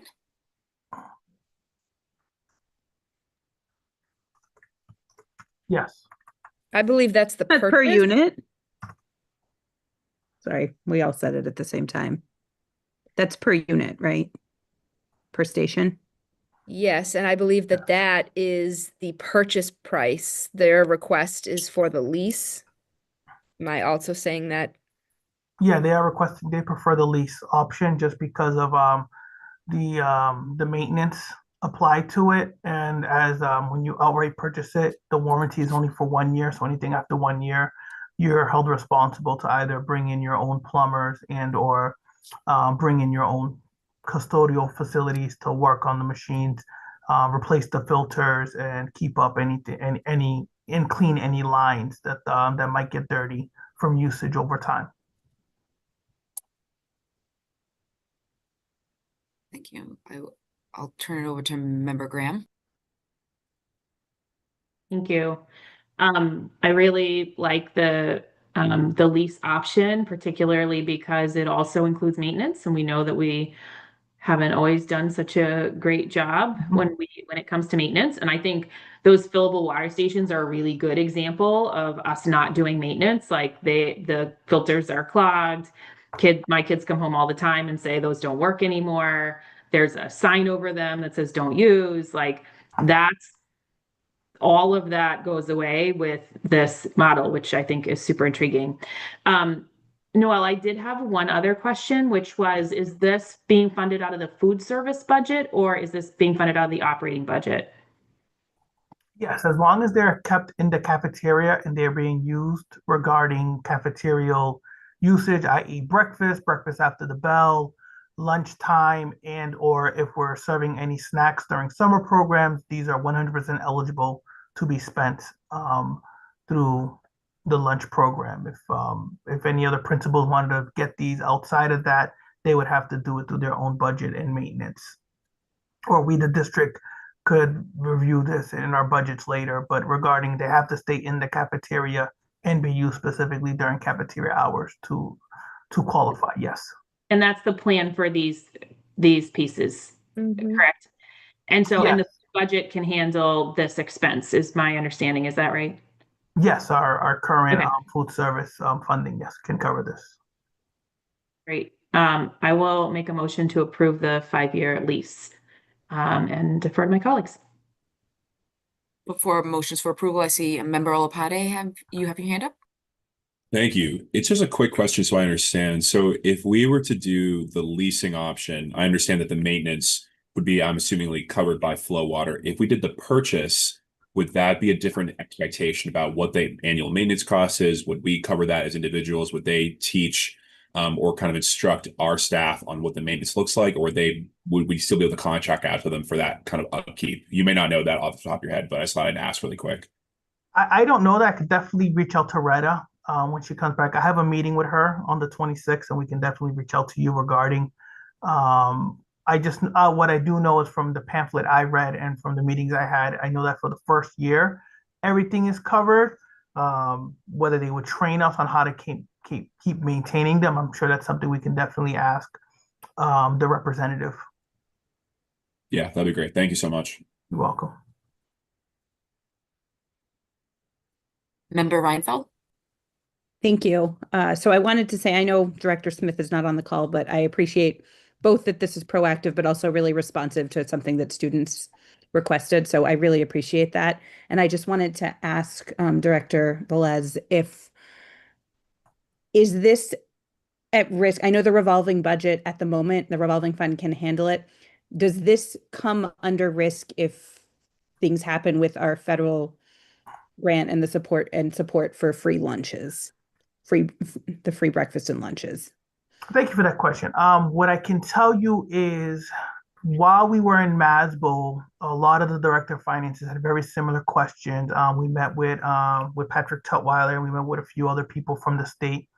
And what they had informed us was, if for whatever reason the federal lunch program was to dissolve based on whatever decisions the current administration wanted to make, the governor and the state and a lot of state representatives had decided they would use first emergency slush funds, and they would work it into the budget, as they have done with meeting a lot of school districts' needs, that they would then cover the rest of whatever the federal government was not covering from meal reimbursement. That was my understanding as of May of 2025 when we last spoke with certain district leaders, with certain state leaders. Terrific. Thank you. In that case, I'm happy to second the motion to approve the lease. Motion for approval by Member Graham, seconded by Member Reinfeld. All those in favor? Roll call, please. Sorry, we're on Zoom. Member Branley. Yes. Member Graham. Yes. Member Ntapa. Yes. Member Olopade. Yes. Member Reinfeld. Yes. Member Russo, yes. Mayor Longo-Kern. Yes, 7 in the affirmative, 0 in the negative. The paper passes. Thank you. Thank you, Retta and Peter. Oh, wait, you're not. We should send them a video. A thank you video. Yeah. Oh, golly. Okay, let me just switch back to the agenda. Mayor, we do actually have one on the YouTube. We should send it to him. We do not have any public presentations, but we do have one item under continued business from June 3rd, 2025, special meeting, the following recommendations to approve: contract for Teamsters Local 25 administrators, contract for MPS budget analyst, increases for non-unit personnel.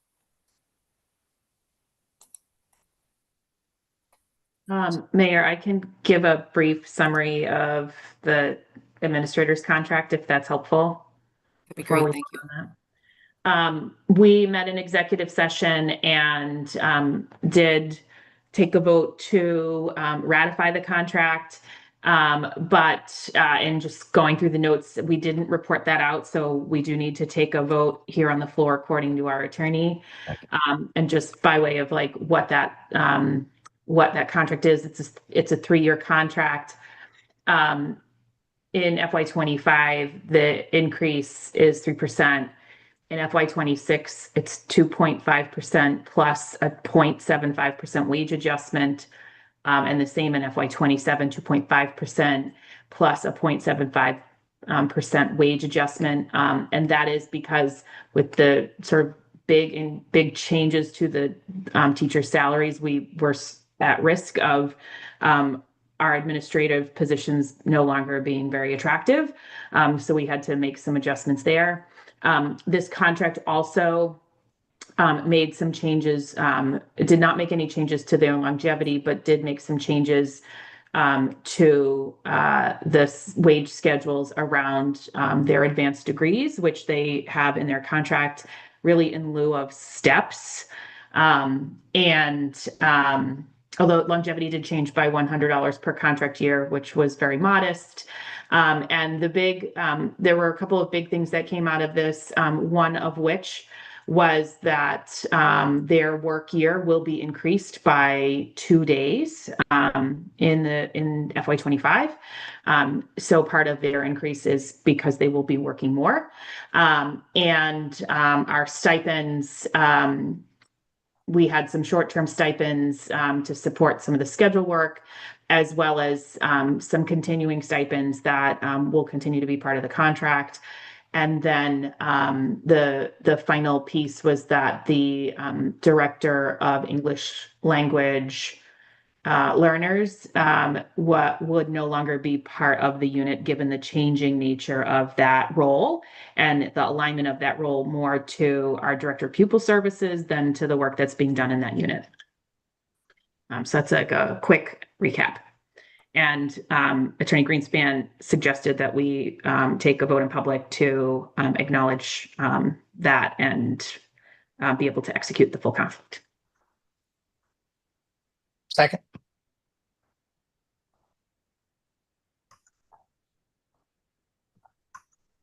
Can I just ask a question? The 2 extra days, is that being compensated through the COLAs and the adjustments, or is that there also a per day increase to each position? Just like we did in the teacher's contract, there is a per day adjustment, which is in addition to the COLAs.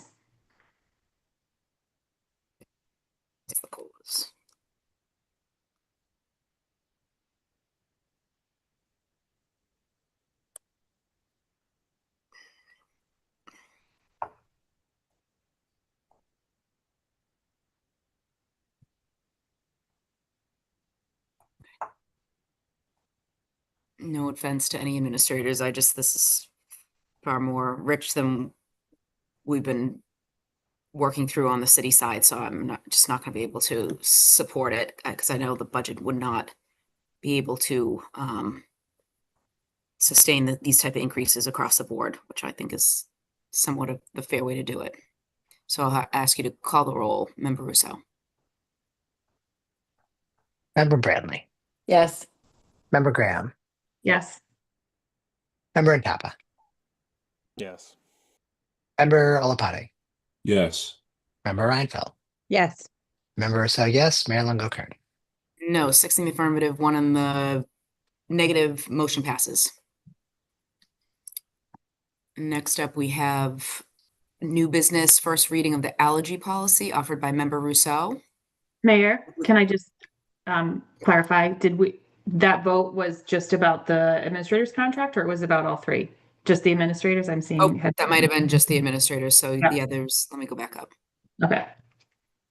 So contract for MPS budget analyst is next, sorry.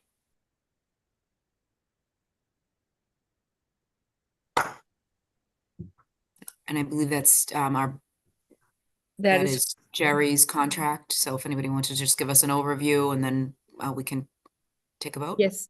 That is for Mr. McHugh, who has been working with us for the past 2 years, helping in the finance department. I think it's been well documented on many of these meetings, the exorbitant amount of work that we have had to do in the finance office to get out from underneath loads and loads of water, and working on systems and structures so that we are compliant and that we are operating in a way in which we should be as a public school district. So he has definitely taken charge on a lot of the budget build with Noel's partnership and assistance. Next year, we have him working on a lot of other projects, doing some auditing of our revolving accounts, and again, working with Noel, who will be taking lead in the budget build for the next school year.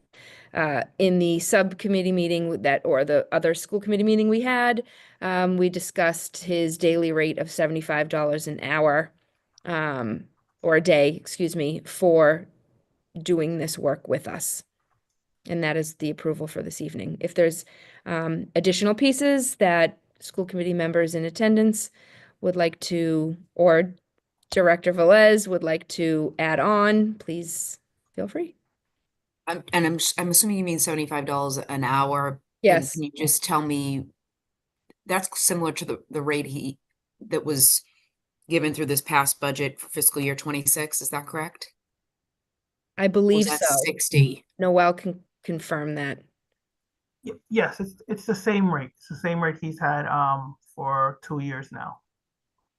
Okay, thank you. Member Reinfeld? Yep, I just wanted to say, I think this is well worth investing in for the revolving accounts. I think that was one of the things that we saw when we got these budget presentations, that there was some unevenness and some questions around what was coming in and what was going out and how it was being distributed. So I think this is well worth the cost and a bargain, honestly, for financial budget consulting. So I'll motion to approve. Motion for approval by Member Reinfeld, seconded by Second. Member Olopade. Roll call, please. Member Brandley, Yes. Member Graham, Yes. Member Antapa, Yes. Member Olopade, Yes. Member Reinfeld, Yes. Member Rousseau, yes, Mayor Longo-Kern. Yes, 7 in the affirmative, 0 in the negative, paper passes. And last but not least, in that agenda item, increases for non-unit personnel. This was the other piece that was discussed at the previous meeting. The attached document there lists the non-unit positions that we discussed having an increase in a range of like 2% to 3%. There are two non-unit positions that have a note in terms of a salary adjustment due to an assignment of new duties. One of those positions is our communications director, Mr. Pipicelli, and the other one is new duties for the current registration specialist position, the one full-time position that is in the Parent Information Center, moving that to a senior registration specialist position, and Miss Gabby DaCosta taking on more management responsibilities for the overall functioning of the registration office, and some additional responsibilities with reporting through the Department of Education around registration-related activities and compliance. Happy to answer any questions. Motion to approve? Motion for approval by Member Graham. For the rolls called, can you just tell us what the actual increases were? To those two positions? Yes, please. Hold on one second.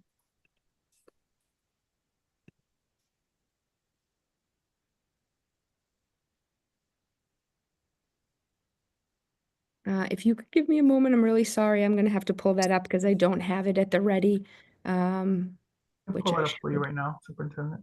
Thank you.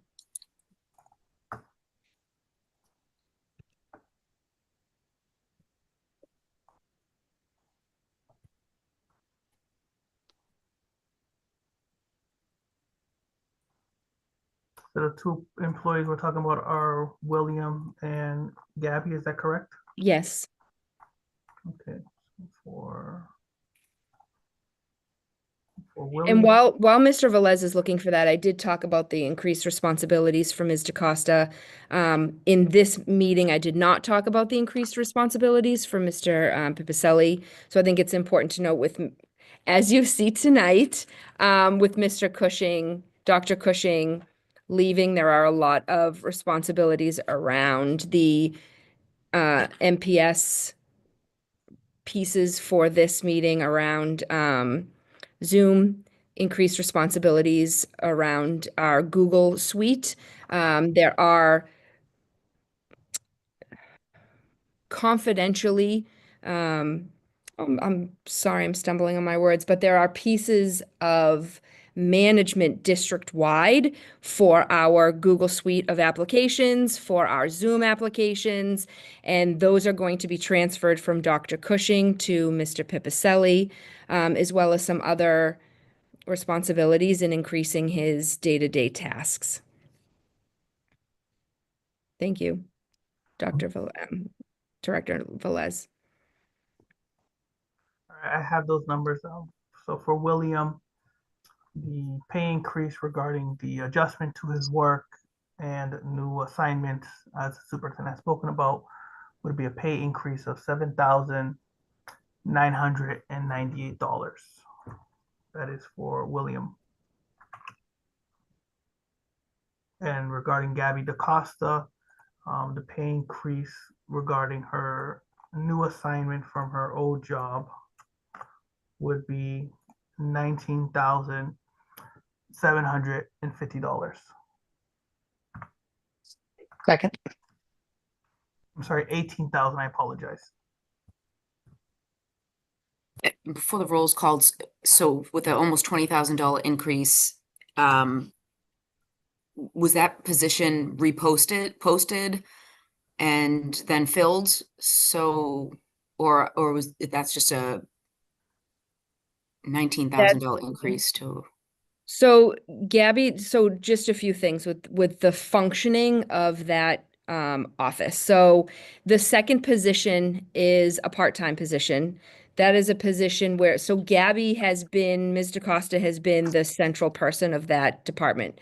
Within her stay there, she has created a manual. So I don't know if we talk about the functioning of that department prior to Ms. DaCosta coming in. There were significant errors made in the registration and the onboarding of our students.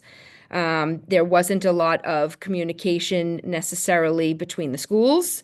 And so she has come in and she has put in systems and structures for that. She has streamlined that, created manuals. She also is fluent in 4 languages. She is very welcoming to our families that we are bringing into our system. But we also see that she has, through her work, been able to take on more. And with our data analyst position also switching over, Gabby has worked in partnership with that new person and has taken on some new responsibilities for the Department of Education and the way that we are doing our assignments of our SACIDs, the way we're doing some data reporting. And we also have found with that part-time position that has turned over now twice, that position has required just some oversight in compliance in the way that we are working within that office. So though she will not be necessarily managing that person, she will be the one responsible and the central liaison for the principals and the overall functioning of that department. Okay, I'm going to ask Member Russo to call the roll. I just want to make one point. I'm going to trust that you're putting the team in place that you need with the job duties that are needed under each person. I just want to suggest that in the future, when you're talking raises like this, out of fairness and transparency, that they be posted. I know even if it's somebody that has special skills. It's just always good. And we do it on the city side. It's just, I think it's the best practice to post for positions, even if you know that somebody is very strong, a strong candidate, just so it's as transparent as possible. I never have been a fan of just these large raises without jobs especially being posted. So that's just wanted to give my take on it, and I hope that maybe that can be thought through in the future for next budget cycle when we're thinking about raises for people or large increases. So I'm going to ask that the roll be called. I just want to give my 2 cents. No, I appreciate the feedback, and I'm always happy to take feedback. The only other thing I would say is that she was also making very little, and so the pay was also to bring her. She's still much lower if you look at other districts, even with a significant raise. She is also making lower than what our neighboring districts are currently paying people in her position. So, but I do hear the feedback and take it. Thank you. Member Graham, before the roll's called.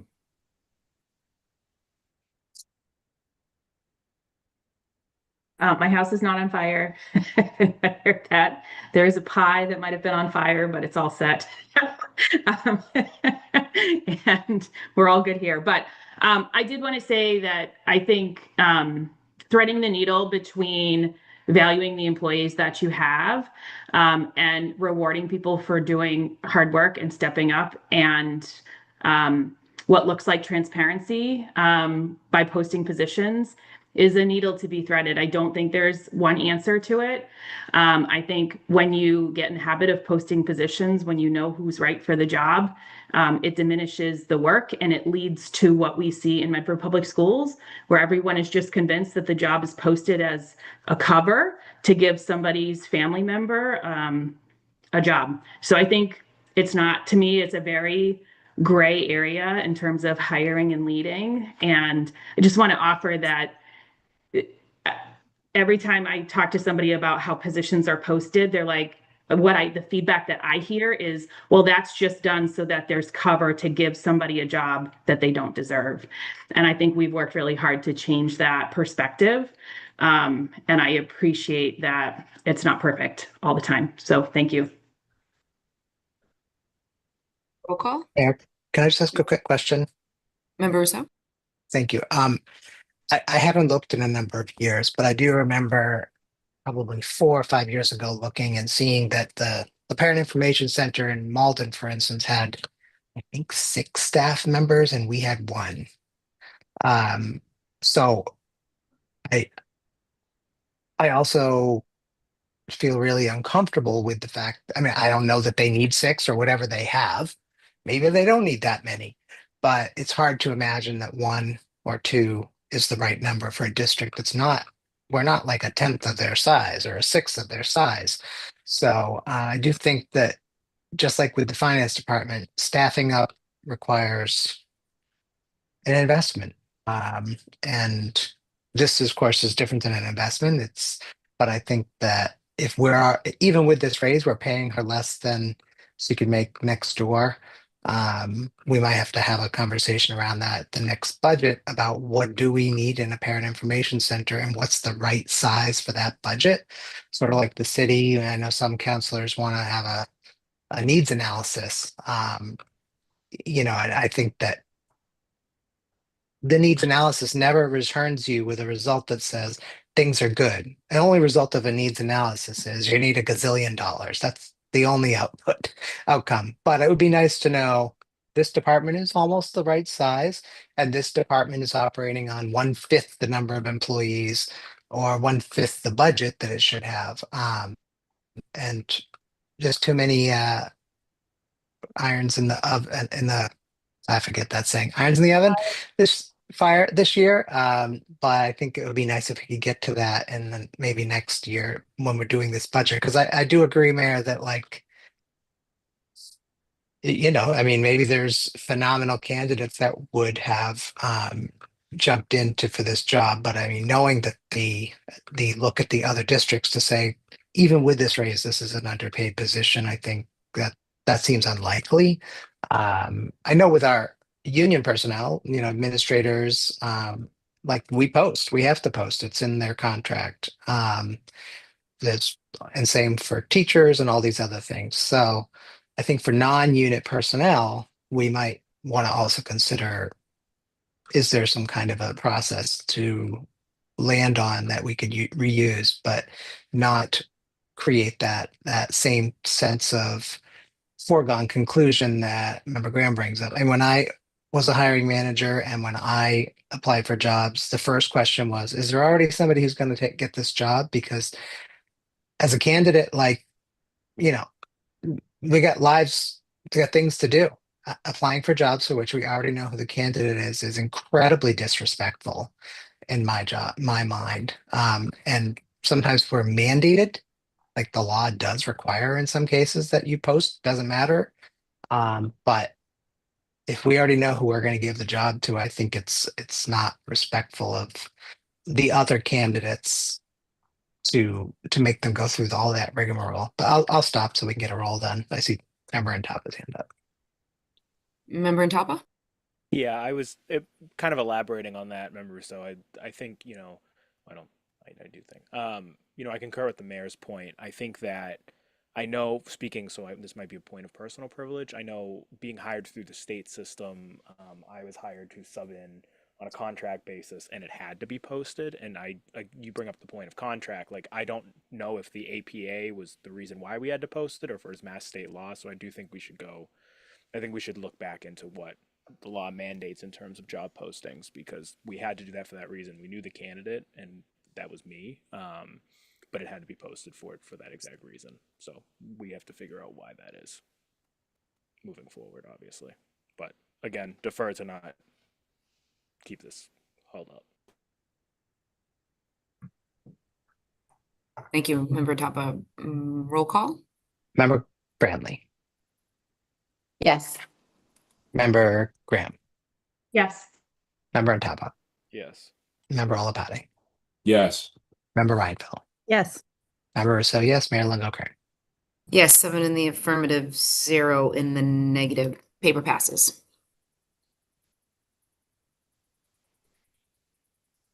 Now on to first reading of the allergy policy offered by Member Rousseau. Motion to waive the reading. Motion to waive the reading by Member Graham, seconded by Second. Member Olopati. Roll call, please.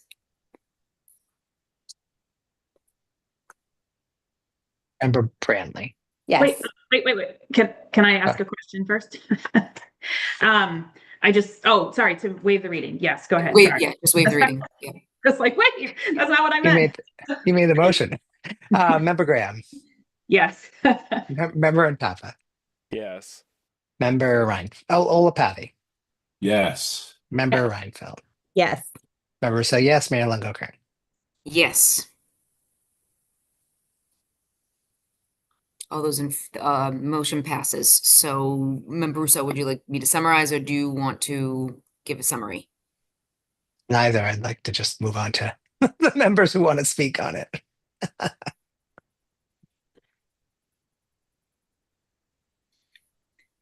Okay. Does anybody want to speak on it specifically? Member Ntapa? I'll defer And to then Member Graham? because Member Graham had the question pop up while we were voting on the first reading. So I'll defer to Member Graham first, if that's okay. Oh, okay. Member Graham, then Member Ntapa.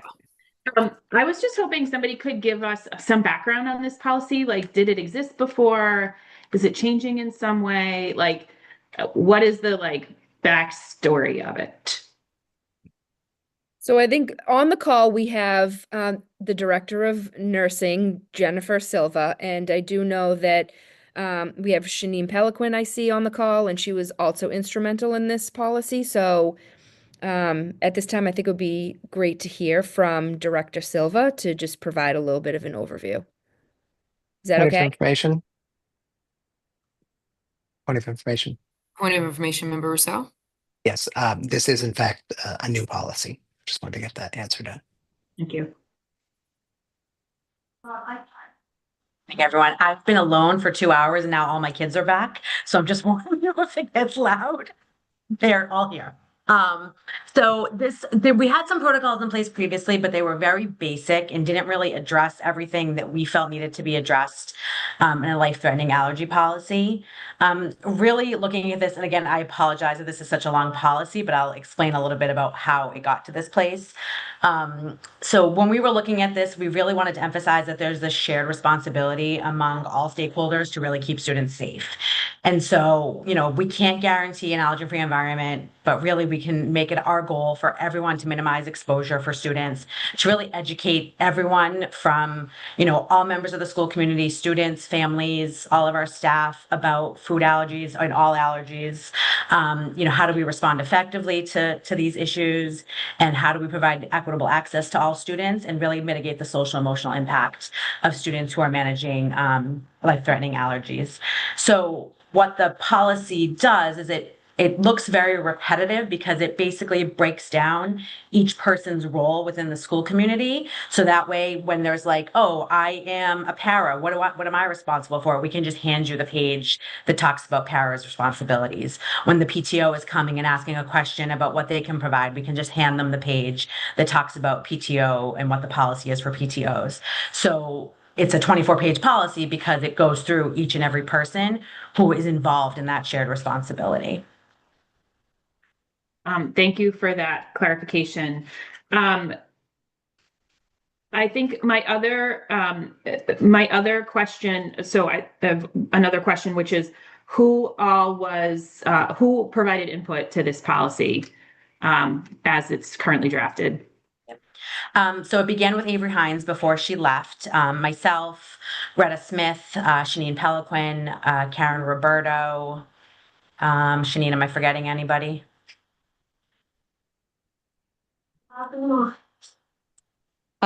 We did ask at the first support group if there was anything in particular that families wanted to have, and it also is input from families that I've spoken to, but is mostly modeled on the Food Allergy Research and Education, which is a national model, on their best practices that they have gathered from all of the other leading allergy organizations for policies in schools. And that was actually what the CDC, it's consistent with the CDC recommendations and the state of Massachusetts. And so it's a pretty robust program and well-researched. Thank you for that. I agree that it is very thoughtful in terms of laying out best practice. But I think there are some policy questions that need to be answered that we're not going to answer tonight. And some of the things on my mind are that we are imposing requirements on people that are not really required to follow our policy, like PTOs. And I think everyone in good spirit wants to obviously work collaboratively together, but to write a policy where we can't really govern enforcement is challenging. I would also be very interested to hear from some of our athletic coaches because they have a very unique perspective on this.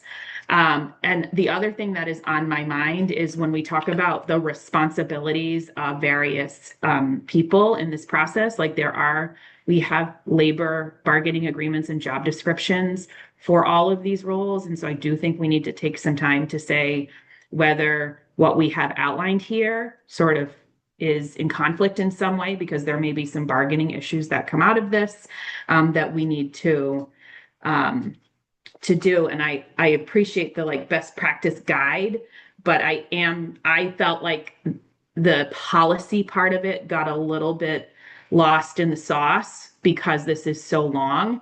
So I am wondering if there is sort of a different way to put this forward.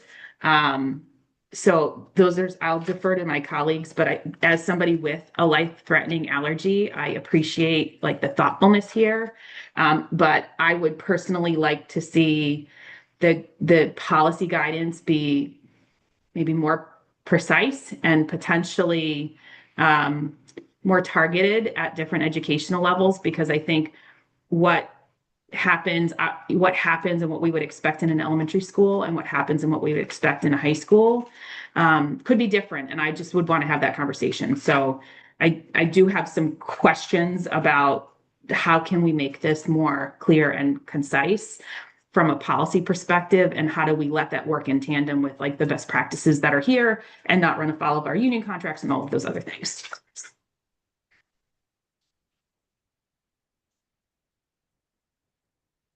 John, you're up.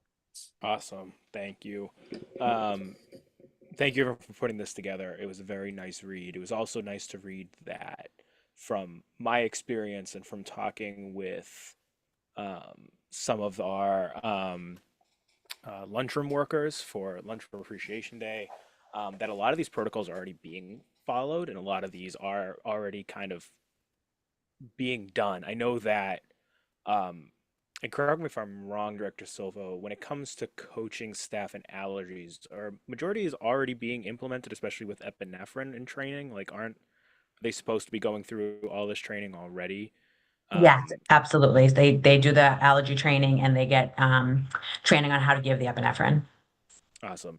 And then, so if I may, because, Member Graham brings up the question of policy, how much of this is already practice that is being done and how much of it is newer in terms of what we'd like to see the district move forward with? I mean, I don't know if that's a loaded question. That's a larger answer than what we can do tonight, but I'm just curious. So I'd probably say at least 75% of this is already being done. I think what we're looking at is involving more staff in being trained. So what, school health at the end of every year does a survey on who gives epinephrine during the school day when there's an allergic reaction. And it is 98% of the time given by a school nurse. And what we really want to look at is we want more people to be trained. And that is one of the biggest recurring pieces through this, is that it needs to be a more shared responsibility. And the more people that are trained and that can give it might prevent, death really when it comes to it, because we know that anaphylaxis can result in death very quickly. And so we want to make sure that people feel comfortable being able to give that rescue medication. Yeah, absolutely. I think some of the things that came up for me that seem newer, I'm assuming the PTO guidelines are of that other 25%, right? And so, I think for me, in terms of bake sales, right, as someone who can never eat that, I think that some of those policies in place, and for the sake of this, I mean, I lost it already because Acrobat went all the way to the top. In terms of what happens within the buildings with allergen awareness, I think we have that jurisdiction to say, look, like, you need to put this postage, you need to put this signage, because that is something that may be overlooked in terms of, like, we can't guarantee anything. And sometimes that feels like, as anyone who has an allergy feels like a scapegoat, like they're just doing this to cover their butt, and that, it's probably fine, but now you've put this fear into me that it's not. But we really do, for liability's sake, we need to say this. But also because, gluten is airborne, which some people may not know, is that a gluten-free kitchen, it's airborne. So you can clean all your pots all you want, but it's airborne, it's airborne. I think that was it in terms of questions for now. I think the only thing I also had was an amendment to the policy statement where it says, it's literally the first sentence, for some of our students. I would also include staff, because staff are going to be caught in the crossfire with some of this stuff. So in declaring that we acknowledge that allergies are a problem for our students, also acknowledging that it's a problem for our faculty and staff.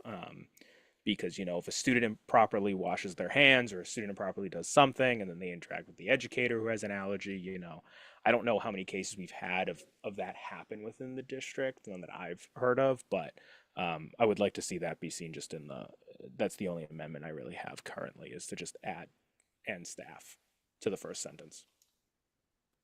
But thank you for doing the work. And now I think the mayor's back, but I'll say defer to Eric. Member Reinfeld?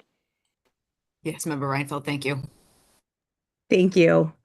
I'm not going to repeat what colleagues have said. When I saw this just a couple days ago, I know it's been in the works. I really appreciate the background on where it came from. And I had some similar concerns around what here is policy and what is protocol and what is education. I know we have a robust health services page that has information about various medical conditions. I think everything in here is incredibly important, incredibly valuable. But I would like to make a motion to move this to the rules and policy subcommittee to kind of sort out what is education, what are the protocols. And I think these protocol sheets should be absolutely distributed. And I don't think moving this to subcommittee would prevent it from those protocols to be implemented in the upcoming school year, because I imagine we really do want to have this in place for that. But I think it would be really helpful, because if I want this information, I'm probably not going to the school committee policy page to find it. I'm going to a handbook, to resources, with other resources within the district. So my motion is to send this to the policy subcommittee, and that I think would also open it up to get some of the input that other people have mentioned, from staff, from levels, and from athletics, and potentially the PTOs as well, which I think is really important, particularly having an event where we had someone come in and basically didn't follow this policy. Shani knows what I'm talking about. She was at that event as well. So that's my motion. Thank you, Member Reinfeld. I'm going to pass it off to Member Ntapa and then Member Rousseau. I believe it was Member Rousseau first, if that's all right. I just your hand's in front of Member Rousseau's on the participant list. Fine. So I'm Okay. trying. I don't know. No, it's not your fault. It's obviously the platform.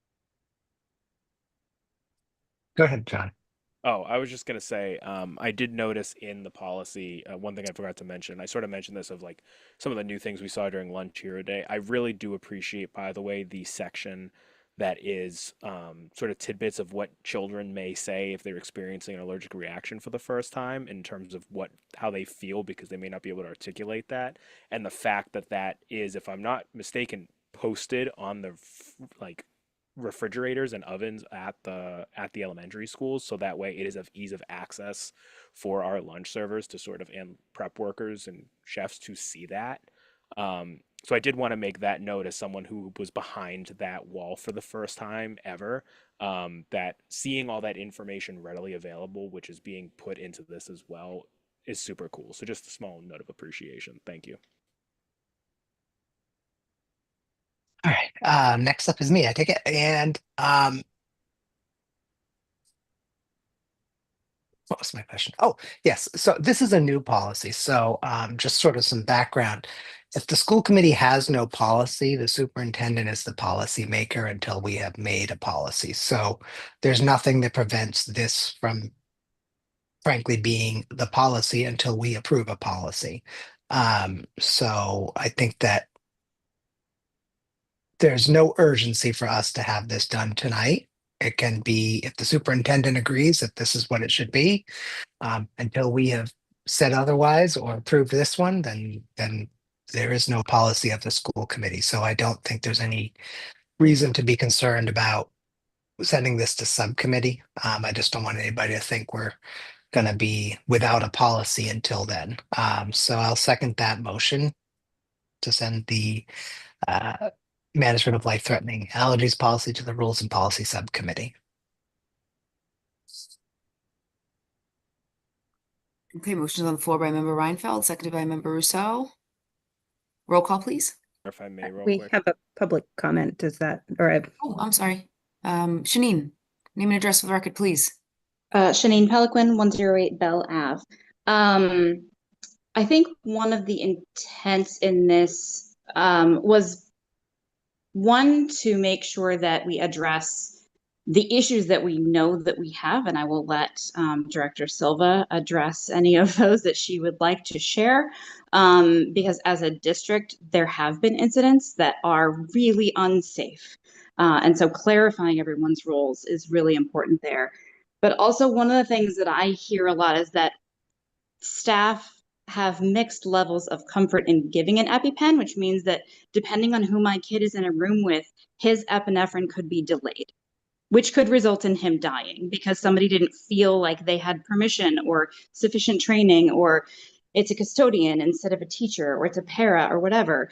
And the more minutes epinephrine is delayed, the more bad outcomes. So even at the state level, we're having conversations about bills that would enable police officers to carry epinephrine and stores to have it and to train people. So the movement is towards broad training and comfort in giving an EpiPen, because there's not a bad outcome if you give it and it wasn't needed, but there is if you delay it.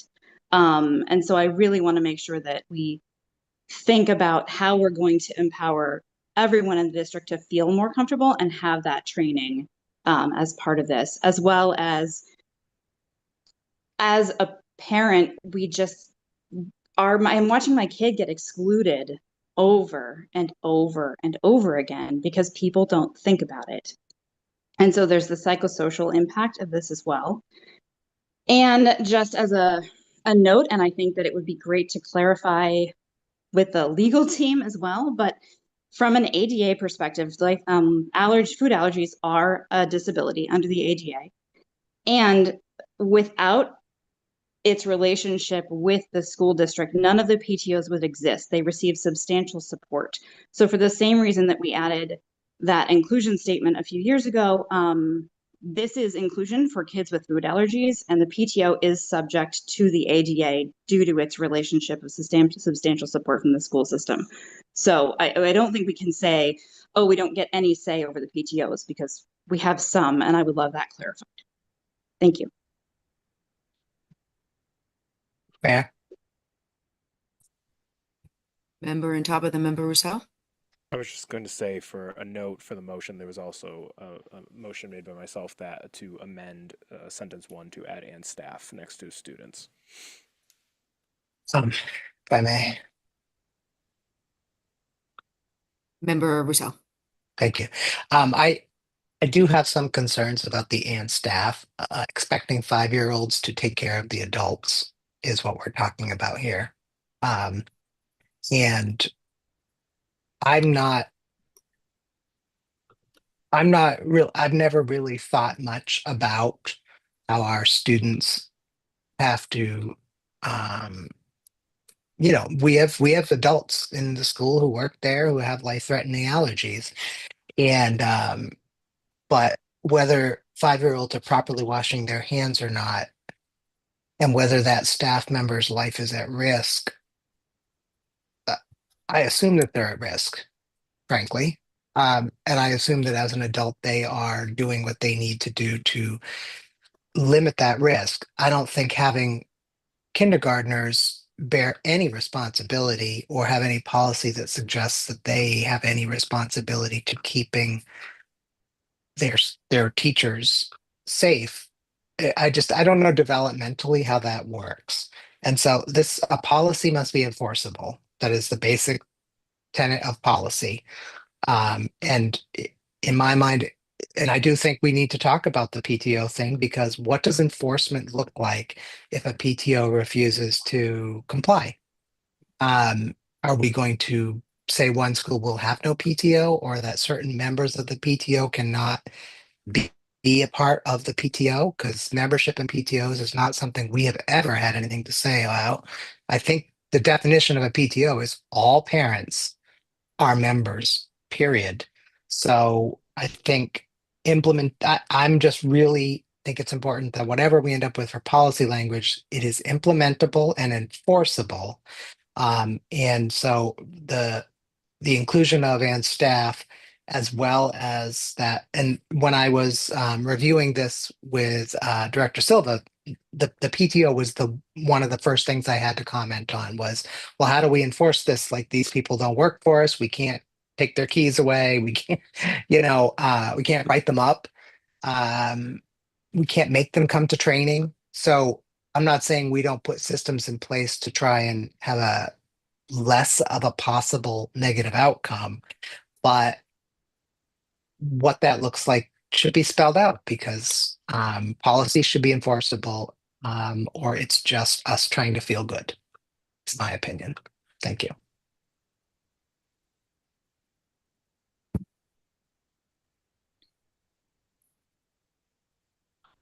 Ms. Silva? Or Member Intapa, did you want to speak again? Yeah, I mean, the intent is not to infer that 5-year-olds are going to be responsible for a 43-year-old staff member to go into anaphylactic shock. What it is saying is that staff will take care of staff, but also the way I interpret the reading, it's not saying it's just a background is what it seems like. So it's merely stating that we're keeping everyone safe is that's the gist of it, and that's why I included and staff. It's not I don't intend to think that a kindergartner will be held liable because their teacher goes into anaphylactic shock, because yes, they pose that risk. They know it's the same thing as getting sick with cold season. There is that thing, but this is a policy statement. This is part of the policy that it's just a mere statement saying that we're trying to keep people safe, which is why I asked for that. But if the committee's not comfortable because it'll be somehow legally binding to include and staff, well, that's fine. But it's not a feel good. It's not I don't want to try to sue first graders. It's just that's the mere fact, is it's a statement that we're trying to keep everyone safe.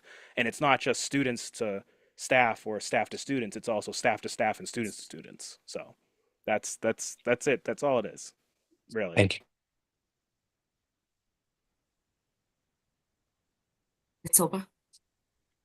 So yeah, I just wanted to echo that as well. So I think that when we're making this statement as a workplace, we also have a responsibility to keep staff safe. So I feel like that's the intention there of including staff as well. So I thank you for that, Mr. Ntapa.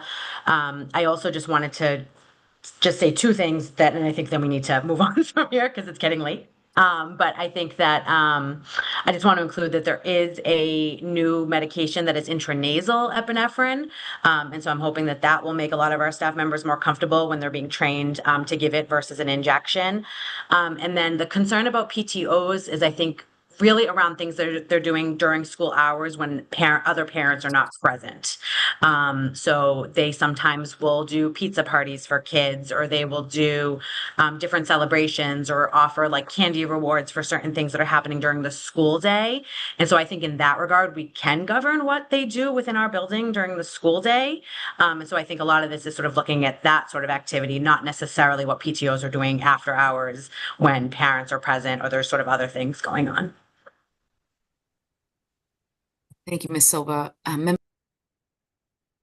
Yeah, and I think when we talk about this in subcommittee, I would want to make sure that we're inviting people in, because I watched this happen in real time where Avery threw down the hammer about allergies, and the reaction from the PTO was like,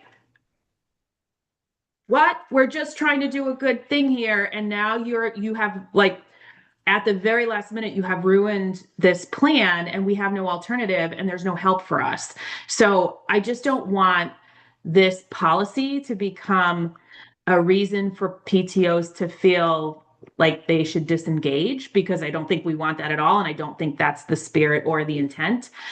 So I do want the Rules and Policy Committee to invite coaches and PTOs in particular to talk through what are the things that, what are the rules of engagement? Because if we're talking about just the school day, then a bake sale is probably not a problem. But the policy, this as written talks about how bake sales should happen, and that generally is outside of the school day. So I just want their heads at the table so that we can collaborate on something that doesn't feel like we're imposing something that is insurmountable on them, because I don't think this is insurmountable.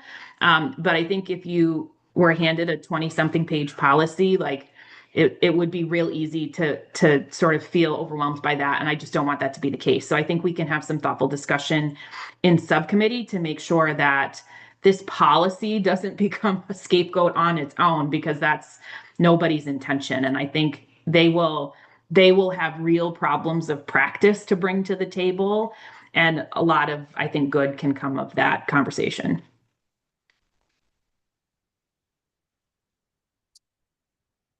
Thank you, Member Graham. So I think the motion on the floor stands, and it was seconded to move this into subcommittee. May I Roll read the call, motion? please. Yes, May I that'd be read great. Thank you. The motion is to move the management of life-threatening allergies policy to the Rules and Policy Subcommittee as amended to include staff in the policy statement. Invitations to be sent to coaches, PTOs, and other stakeholders. Member Brandley. Yes. Member Graham, Yes. Member Antapa, Yes. Member Olapati, Member Reinfeld, Yes. Member Russo, yes, Mayor Longo Kern.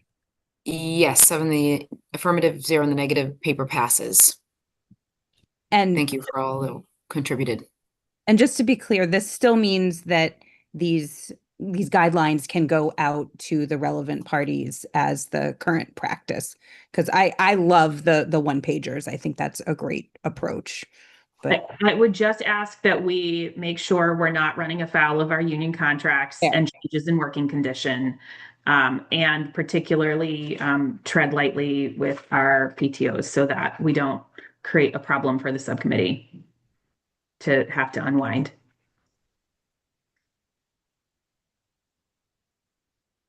Thank you.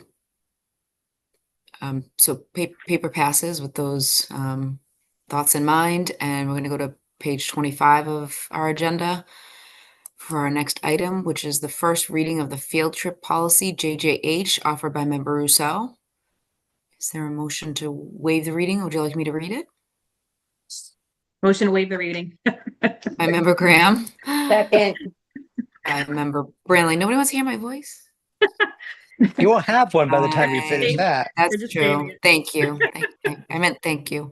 Okay, roll call, please, to waive the reading. And who firsted and seconded? Member Graham and Member Branley jumped right on that. Thank you. Member Branley. Yes. Member Graham. Yes. Member Antapa. Yes. Member Olapati. Yes. Member Reinfeld. Yes. Member Rousseau. Yes. Mayor Longo Kern. Yes, 7 in the affirmative, 0 in the negative. Motion to waive the reading has been approved. Member Russo, I know this is your motion. Do you want to start? Or you want same thing? You want people to ask questions, or Let's do that because it's long, and it's a field trip policy.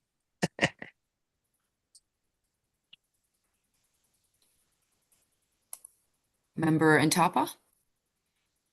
Thank you, Mayor. Member, so is this just the policy is this the policy you were talking about a few weeks ago where it's like we had one and then we've been going by it, but it wasn't in the policy bank and now this is the re-upload of it? Or is that what this one is with the field trips? Or is that a totally different one? Honestly, there are so many for which that scenario describes that I don't recall. It might be. I know there was a nursing approval of field trips form policy thing as well, which I don't think is included.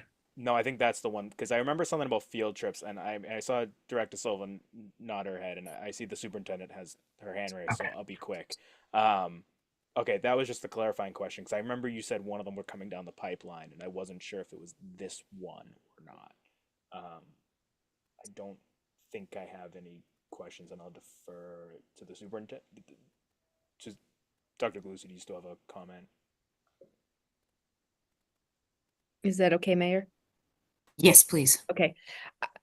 Actually, yes, Director Silva probably knows more about this. To my knowledge, this is an update from our existing field trip policy, and I know that Dr. Cushing worked extensively with Director Silva and Director Smith on this field trip policy. Were there other people involved, Jen? Okay. I just wanted to make that a point of clarification. Thank you. Okay. Member Rousseau, Try and to then be Member quick. Graham. I do want to point out that the policy that's in the manual is from who knows when, which is not what people have been doing. So this is one of those scenarios where folks have been operating under a policy we approved, but never made it into the manual. So the difference looks massive if you look at our current policy manual, but it is not operationally a huge change. Okay, thank you, Member Rousseau. Member Graham? Thank you. I did have, I had a couple of questions. I don't think we can really answer them tonight, but there were a number of things listed in here around costs and fundraising associated with field trips. And I know that we have a pending item in the Rules and Policy Subcommittee that is related around district reimbursement of, let's call it like next level events, like championship events or like finals kinds of things, like I made the playoffs kinds of activities.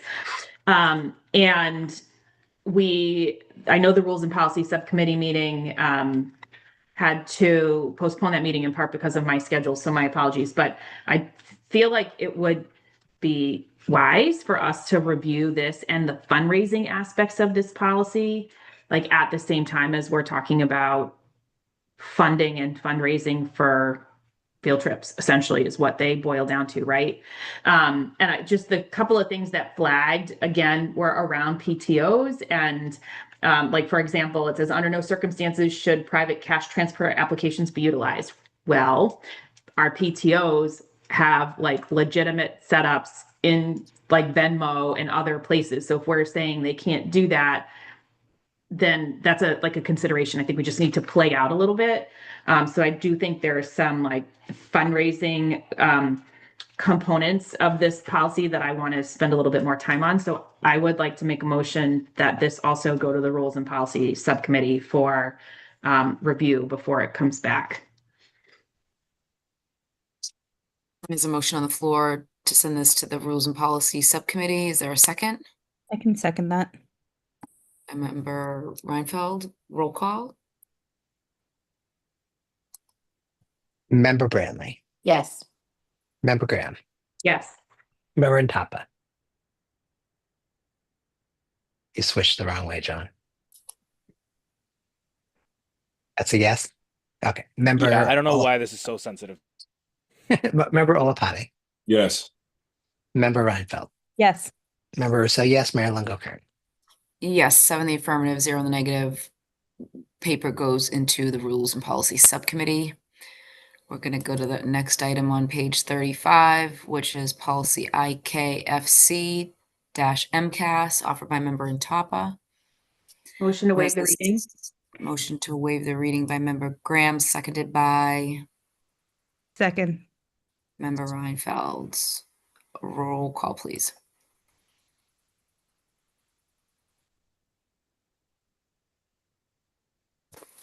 Member Brantley, Yes. Member Graham, Yes. Member Ntapa, Yes. Member Olapati, Yes. Member Reinfeld, Yes. Member Rousseau, yes, Mayor Longo-Kern. Yes. 7 in the affirmative, 0 in the negative. Motion to waive the reading has been approved. Member Ntapa, did you have any comments or you want to just start discussion? Yeah, we can start discussion. So basically what this is as I was looking through our policy bank for another policy in terms of just informing the community on what's been kind of going on, I found this policy in our, wrong tab, in our policy bank, which basically still says that MCAS is still a requirement. It's a policy around the MCAS as a whole. It's a very outdated policy. So the idea was bring it to the committee so we can either strike it down here or refer it to subcommittee, because there are other elements in this policy. It is not just MCAS. It seems like there's some like attendance and AP exams and credit for award of certificate of mastery and stuff like that.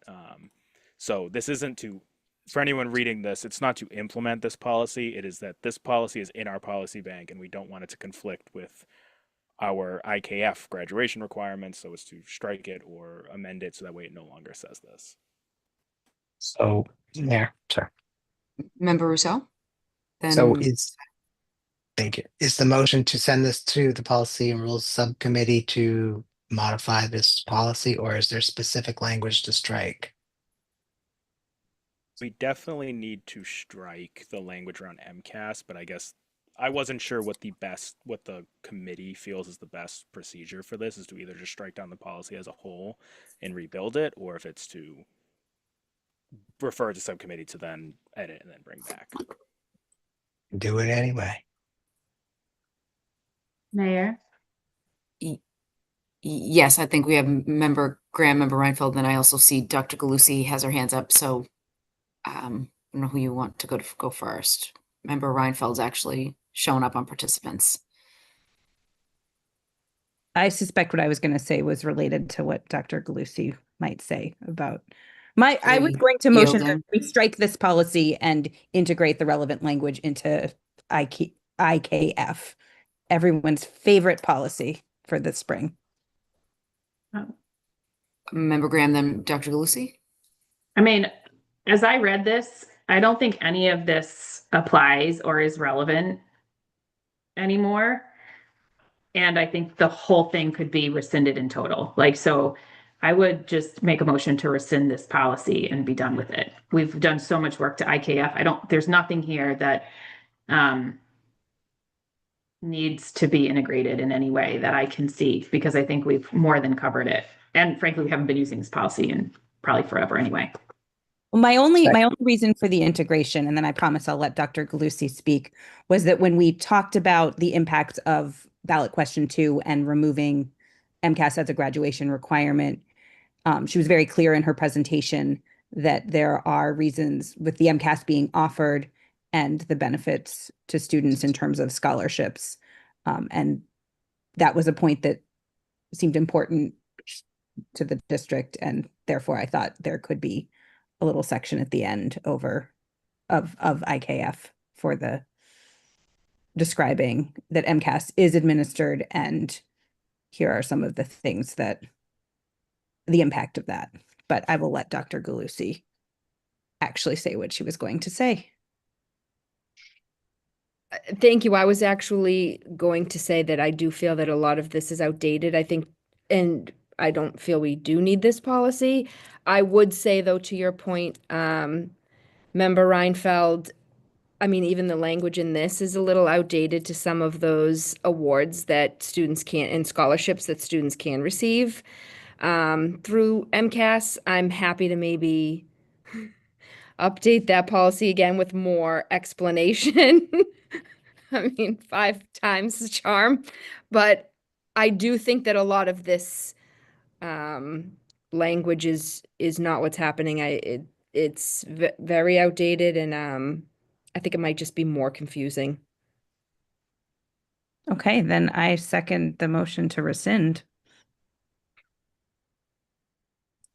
Okay, Member on top, are you good with that? Motion to rescind. Yeah, okay. Thank you for bringing it to our attention. Roll call, please. Member Bradley.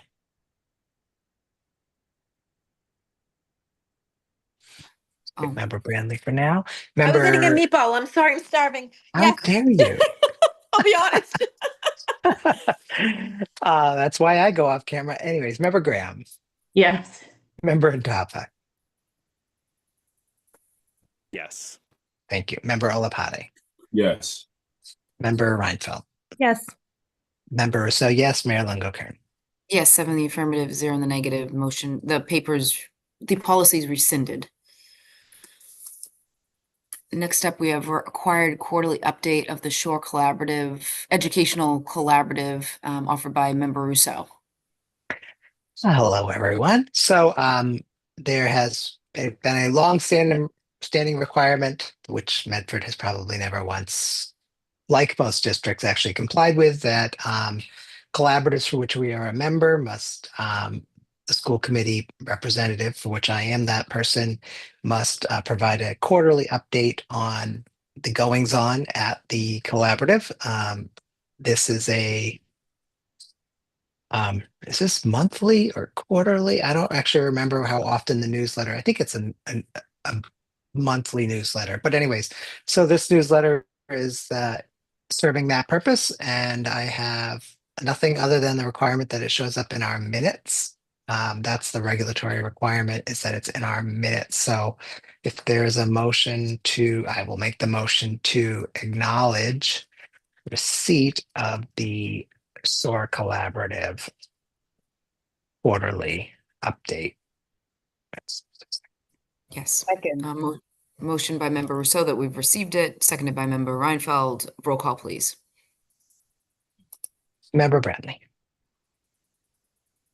Yes. Member Graham. Yes. Member Ntapa. Yes.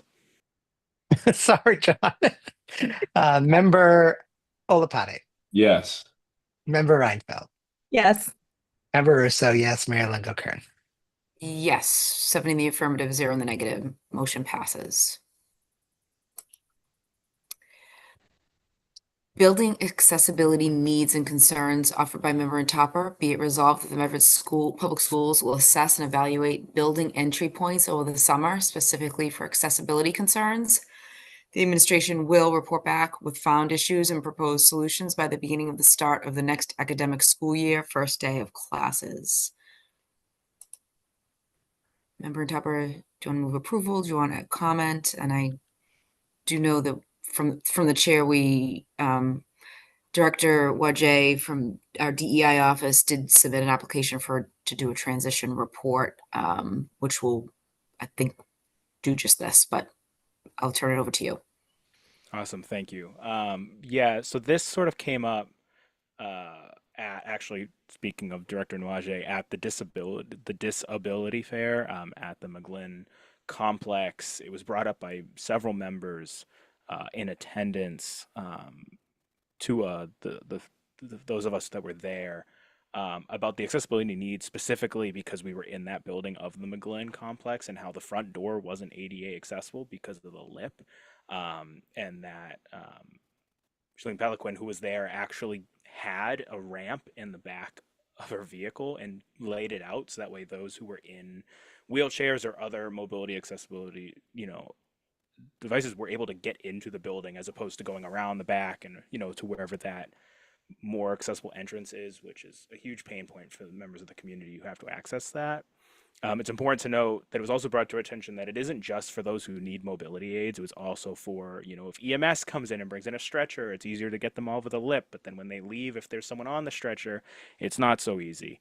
But it also just needs to be looked at anyways, because I myself will say from a personal point of privilege, I nearly fell out of the door leaving the NJHS ceremony because my foot got caught on it.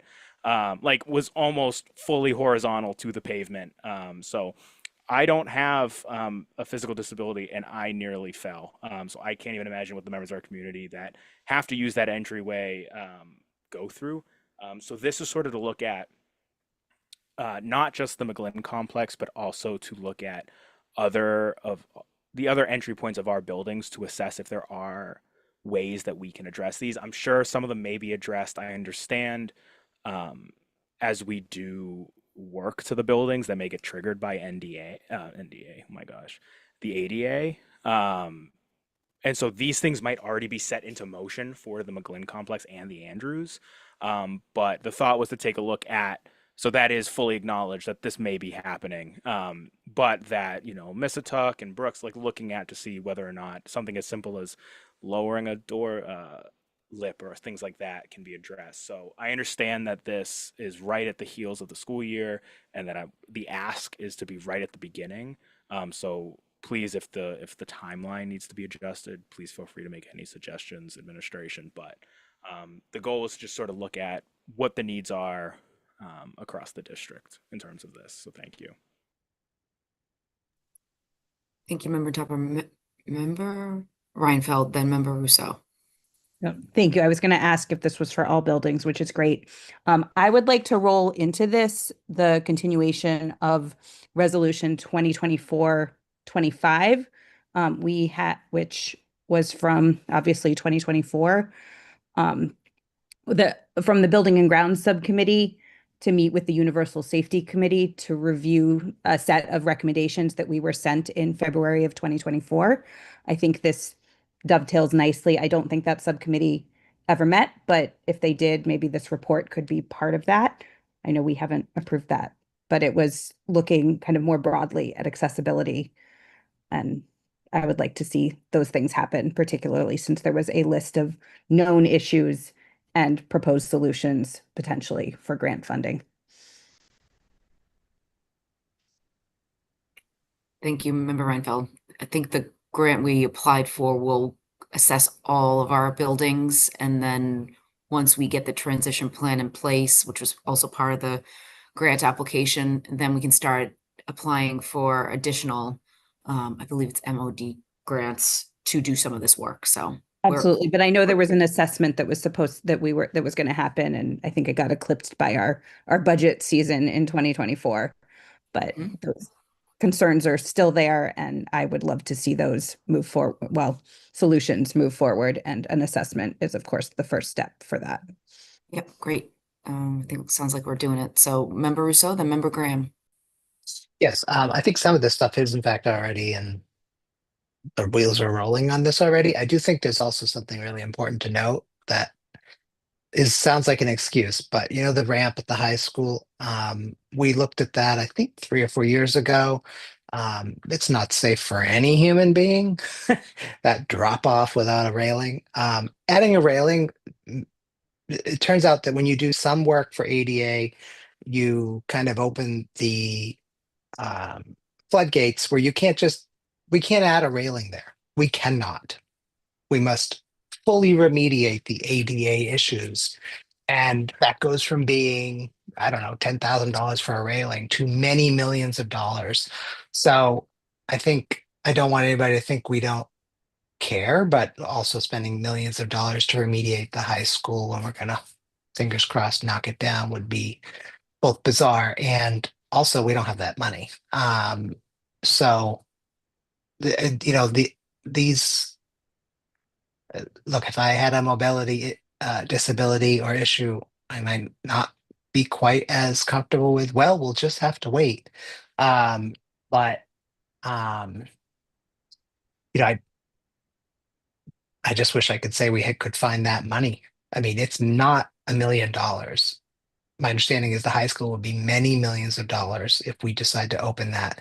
And that report we did already get. I feel like, was it a subcommittee or something, or did I just read the report? I think we just got it a couple meetings ago.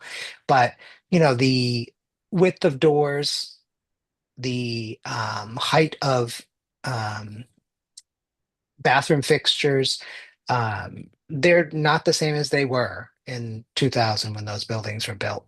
But to spend, frankly, a huge amount of money to lower sinks an inch, to make doors an inch wider,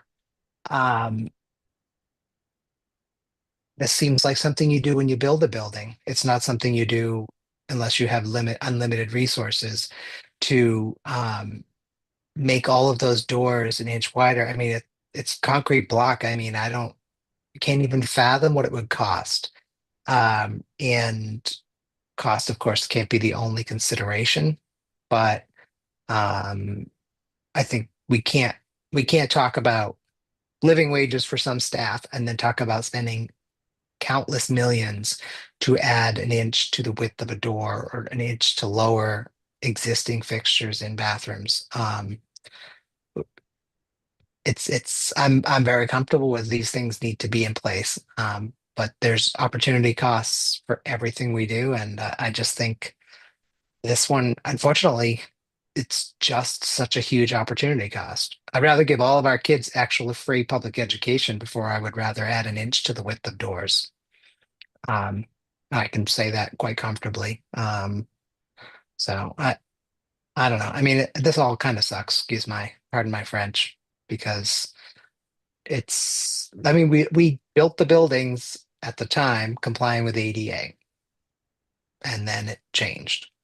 It didn't come with a check from the federal government when they decided that wasn't the current acceptable standards. They just another unfunded mandate, and supposed to just somehow find the money. It's insane.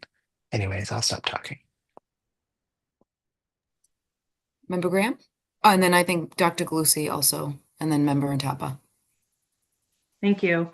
A couple things. I think one of the things that Member Rousseau was talking about is we got an update on the HVAC projects at the McGlynn and the Andrews, and related to those two projects, ADA upgrades have to be made. And so the settling of the plaza in the front are ADA upgrades that will be made in tandem with those projects. And they're slated, I believe, for this summer. So we should be able to take care of that immediate issue that you were citing. But the other thing that came up in the course of that conversation was that there was a much bigger list of ADA issues outlined, and there were certain things like moving sinks an inch that the team that is working on the HVAC project was going to apply for variances for. So certainly I think we could ask to get a copy of what that recommendation was or what those variances were so that we understand what's happening in those two buildings. I think the report, Mayor, that you're talking about, was that the one that was like wildly complicated to submit? Yes. Okay, good. I'm glad we got it in this time. Yes, we got it in. Okay, great. But that certainly will help and sort of open the door for work in some of our other buildings. The other thing that we talked about when we were talking about the list of like variances for McGlynn and Andrews is like when we decide what those variances are, like we need to catalog those things in our ticketing system so that if for some reason we have to like replace a sink, that we replace it in the like new compliant way versus the like way we've always done it. And so there is like a maintenance buildings and grounds like ongoing tail that can hopefully and in a much lower cost way remediate those things as we are doing like other maintenance related items to those wherever those variances might sit. Like if you have to put in a new door, can you make it an inch wider? Kind of question that I think we need our teams to be asking themselves when they're handling things that seem routine, given the state of like how things have changed with the ADA. So I think that's an important question and an ask for our buildings and grounds and our facilities team. And then the last thing I'll say is that we have been doing some facilities assessment. I think that's the other thing that we have been talking about. And I believe those reports are coming back, and there probably are any number of things already cataloged in that assessment that would outline this, but we can check on that as well. So we may not have to do something new to get those answers. What we may need to do is like prioritize those things into our capital plan. But we can check, I can check. Jerry was just mentioning it to me today about about that. Those reports were starting to come back. So we may just want to think about that as another place where some of this data may already exist. Thank you. Member Dr. Galusi, then member Intaba, then member Reinfeld, if I have it correctly. I don't have much to say. I think a lot of what I was going to say, member Rousseau and member Graham covered because there has been ongoing work. So my only 2 cents was going to be that we can provide what we currently know and a timeline, but that the first day of class would probably be a little bit too tight of a timeline because a lot of this is already ongoing work. But I can get you the update of what's been going on so far. Thank you. Member Intaba, then member Reinfeld. Yes, thank you, Dr. Galusi. Yeah, I put the first day of classes with the thought that it would be amended because picking a random date like October 3rd would just wow. So that was just because that was a point where we could put it. But yes, so yes, speaking on mentions this, my colleagues have said yes, the report that we got I do remember, but that was only for McGlynn and Andrews if I'm not mistaken in terms of all the accessibility needs. So that's why this motion covers all of the buildings, because that report lives of McGlynn and Andrews. We don't know. I guess the point of the motion is more to see, are there easy fixes like just switching out how thick that door lip is? Because again, I'm not talking about how wide the doors are, I'm talking about specifically that lip, because that's the issue that people are having, are getting over that. It's not fitting width-wise, it's the actual lip of getting through the door that is the issue specific to the McGlynn complex. And yes, I completely agree that when we start to replace fixtures like sinks, we should start doing it the new way and be proactive with that, so that way we save it, as you mentioned, Member Graham. And I think that's the only thing I wanted to mention, other than the fact that completely acknowledge that we did get that report. I have yet to read it. I know we received it because I acknowledged the receipt of it. But this is to go sort of get like a high level timeline of like, all right, what fixes are feasible? What is it going to cost? What are things that we acknowledge are issues? Because until that meeting, or until that event, there hadn't seemed like there had been an acknowledgement that there was a major accessibility issue at the front door of the McGlynn, from my perspective at least. So I take the amendment of, I don't think we have a set timeline in terms of when it is due, just that we are requesting the report, Dr. Galusi, if that is the amendment I'm assuming you'd like to be made to the motion. Yes, I think there are ongoing projects right now around the facilities of our buildings, as well as like the space utilization that's happening also this summer. So I just think like giving us a little bit of time to see the ongoing like consultancy work that's already happening, and then being able to synthesize all of that and provide you with a report early fall is just a little bit, I want to make sure that the assessments that are ongoing right now, we have enough time to like read the reports, figure out what we're going to do about the recommendations and the findings, and then be able to report. I don't think I would be able to do all of that by the end of August, September. Completely understandable. Thank you for the input. Thank you. Member Reinfeld? Yeah, I just had a question for Dr. Galusi about the best way to involve our new COO and the facilities staff that we're hiring, because this is directly relevant. And I think framing it, thinking about it in terms of when they're coming on board, because I'm not sure these positions are hired yet. And we would want them to be a part of this conversation from the beginning. I think it might make sense to have either a building and grounds committee or a strategic planning, depending on the scale of these things, with those new folks on board to get an update and have them be able to hear directly from the committees. Or maybe it's a committee of the whole, since I've named two different committees. But I want this conversation to be part of the new staff, because they need to be a part of this conversation, and it will also be their responsibility to act on it. So I'm not sure what the motion is, though, if it is to schedule a meeting for the fall to address the questions around entry points in this, as well as that 2024, 25. I know we're already going to be hearing about the space utilization report. So I guess my question is for Dr. Galusi, what is the best way to do this efficiently so that everyone has had time to collect the data they need and not have 1,000,001 conversations with individuals on this body, but to really focus and present it in context? What's most helpful? I appreciate that question. Thank you. And it's not to minimize this work, because it is very important. And just to highlight too, I mean, with my broken ankle, I was scooting on in this morning, and it was not easy through the potholes of Medford High School, and the ramp that Member Rousseau spoke about, as well as the entry with the doorway. So I relate to it, and I don't want anyone listening to think it's a lack of prioritization or importance, because it's not. It's also bandwidth, and to the point that Member Reinfeld just mentioned, bringing on new staff to be a part of the work. So we are actively in the middle of the hiring process for the Chief Operation Officer. Excuse me, round 1 is just concluding.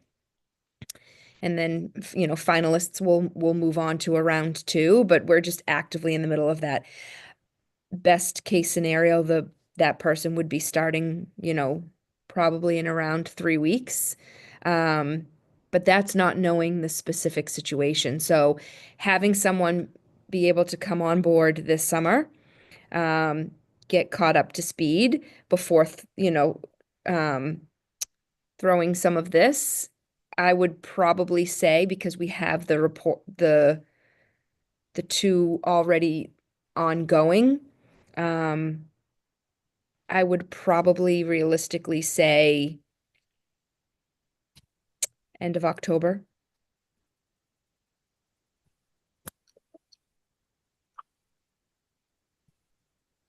Thank you, Dr. Galusi.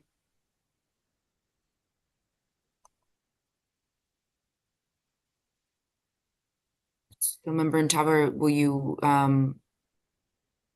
amend to have this proposed solutions by the end of the fall?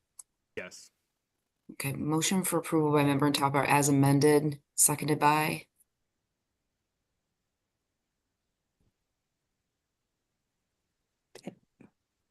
Member Branley. Roll call, please.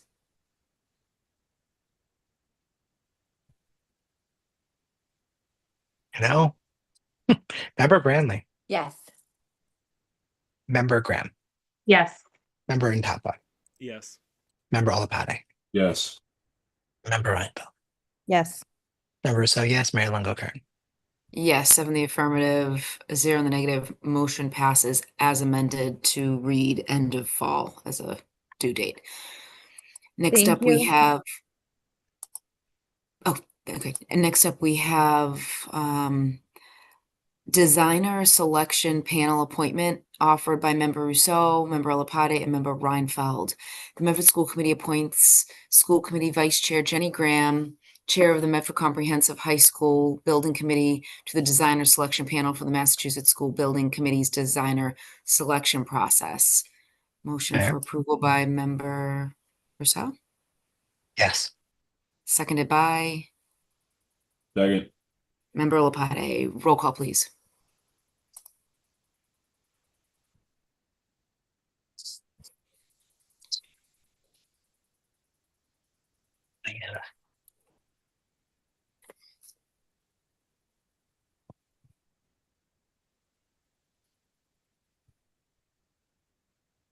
Member Branley, Yes. Member Graham, Yes. Member Ntapa, Yes. Member Olopade, Yes. Member Reinfeld, Yes. Member Rousseau, yes, Mayor Longo Kern. Yes, 7 in the affirmative, 0 in the negative. Thank you for your willingness to serve and all you do for that project, Member Graham. Motion's approved. Next up, we have, what'd you say? But I'll do my best. Sounds like it's going to be a wild process. So Yes, it is. Next up is disciplinary practice of suspension offered by Member Graham and Member Rousseau. Whereas the resolution on the disciplinary practice of suspension was unanimously adopted by the Medford School Committee on October 14th, 2020, whereas the language of the resolution on the disciplinary practice of suspension provides that the following actions will be taken by Medford Public Schools, and the use of out-of-school suspensions effective the first day of the school year 21, except as provided by law, provides for the continuation of learning environment for every in-school suspension. It ensures that in-school suspensions will not occur in isolation without instruction or rehabilitative counseling, selects alternative tools for use in discipline, such as restorative justice whenever possible, establishes an annual reporting process that includes, but is not limited to, system-wide disciplinary measures, reporting to the school committee, as well as establishing staff feedback process.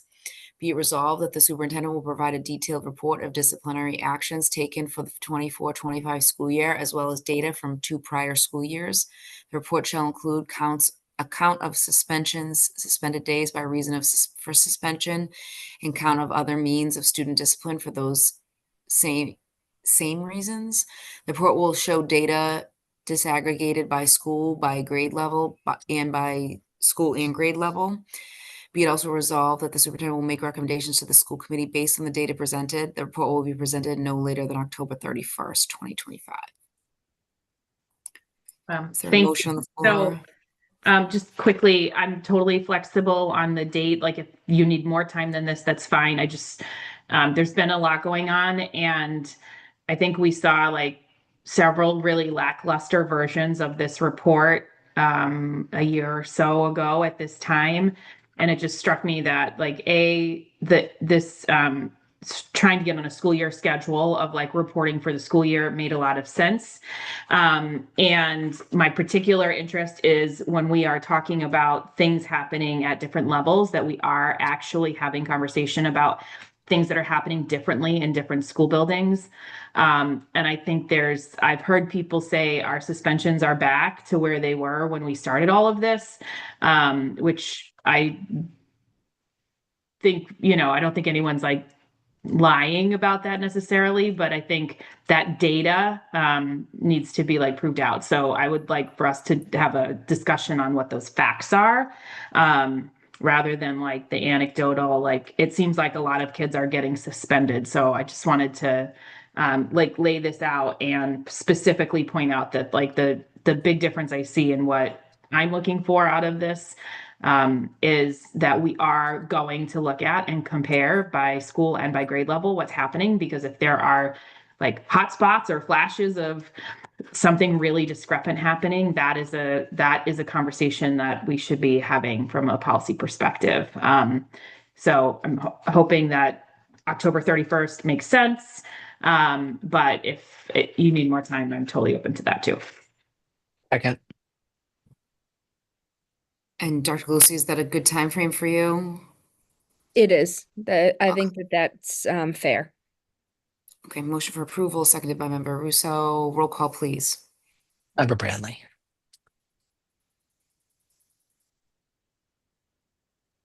Did we lose Member Branley?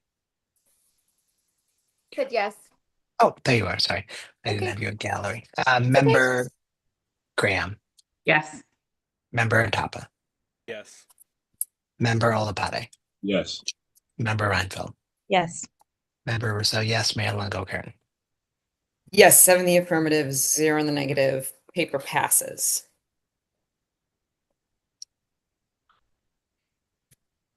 We do not have any reports requested, and we do have one condolence. The members of the Medford School Committee express their sincerest condolences to the family of Sharon B. Brady Keith, former McGlynn School librarian from 2001 to 2010. If we all may take a moment of silence, please.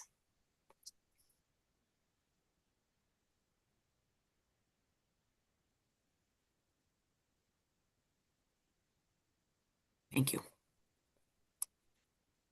Our next meeting, regular meeting, is September 8th, 2025 in the Alden Memorial Chambers, Medford City Hall, in addition to Zoom. I believe there's a Mass School Building Resource Authority committee meeting on Monday, Member Graham? I don't think so. Oh, I don't think so. I thought think it's July. okay. Maybe it was, I saw it come through as a invite, so I'm glad I brought that up. So I'll knock that off my calendar for Monday. I'll double check. I'm not planning to be at a meeting on Monday night, so maybe I just don't know. Okay, no, okay, good. I'm glad I asked. I would have been at the high school. All right, sounds good. Motion to Is there a adjourn? motion to adjourn by Member Reinfeld, seconded by Second. all those, roll call, please. Member Branley. Yes.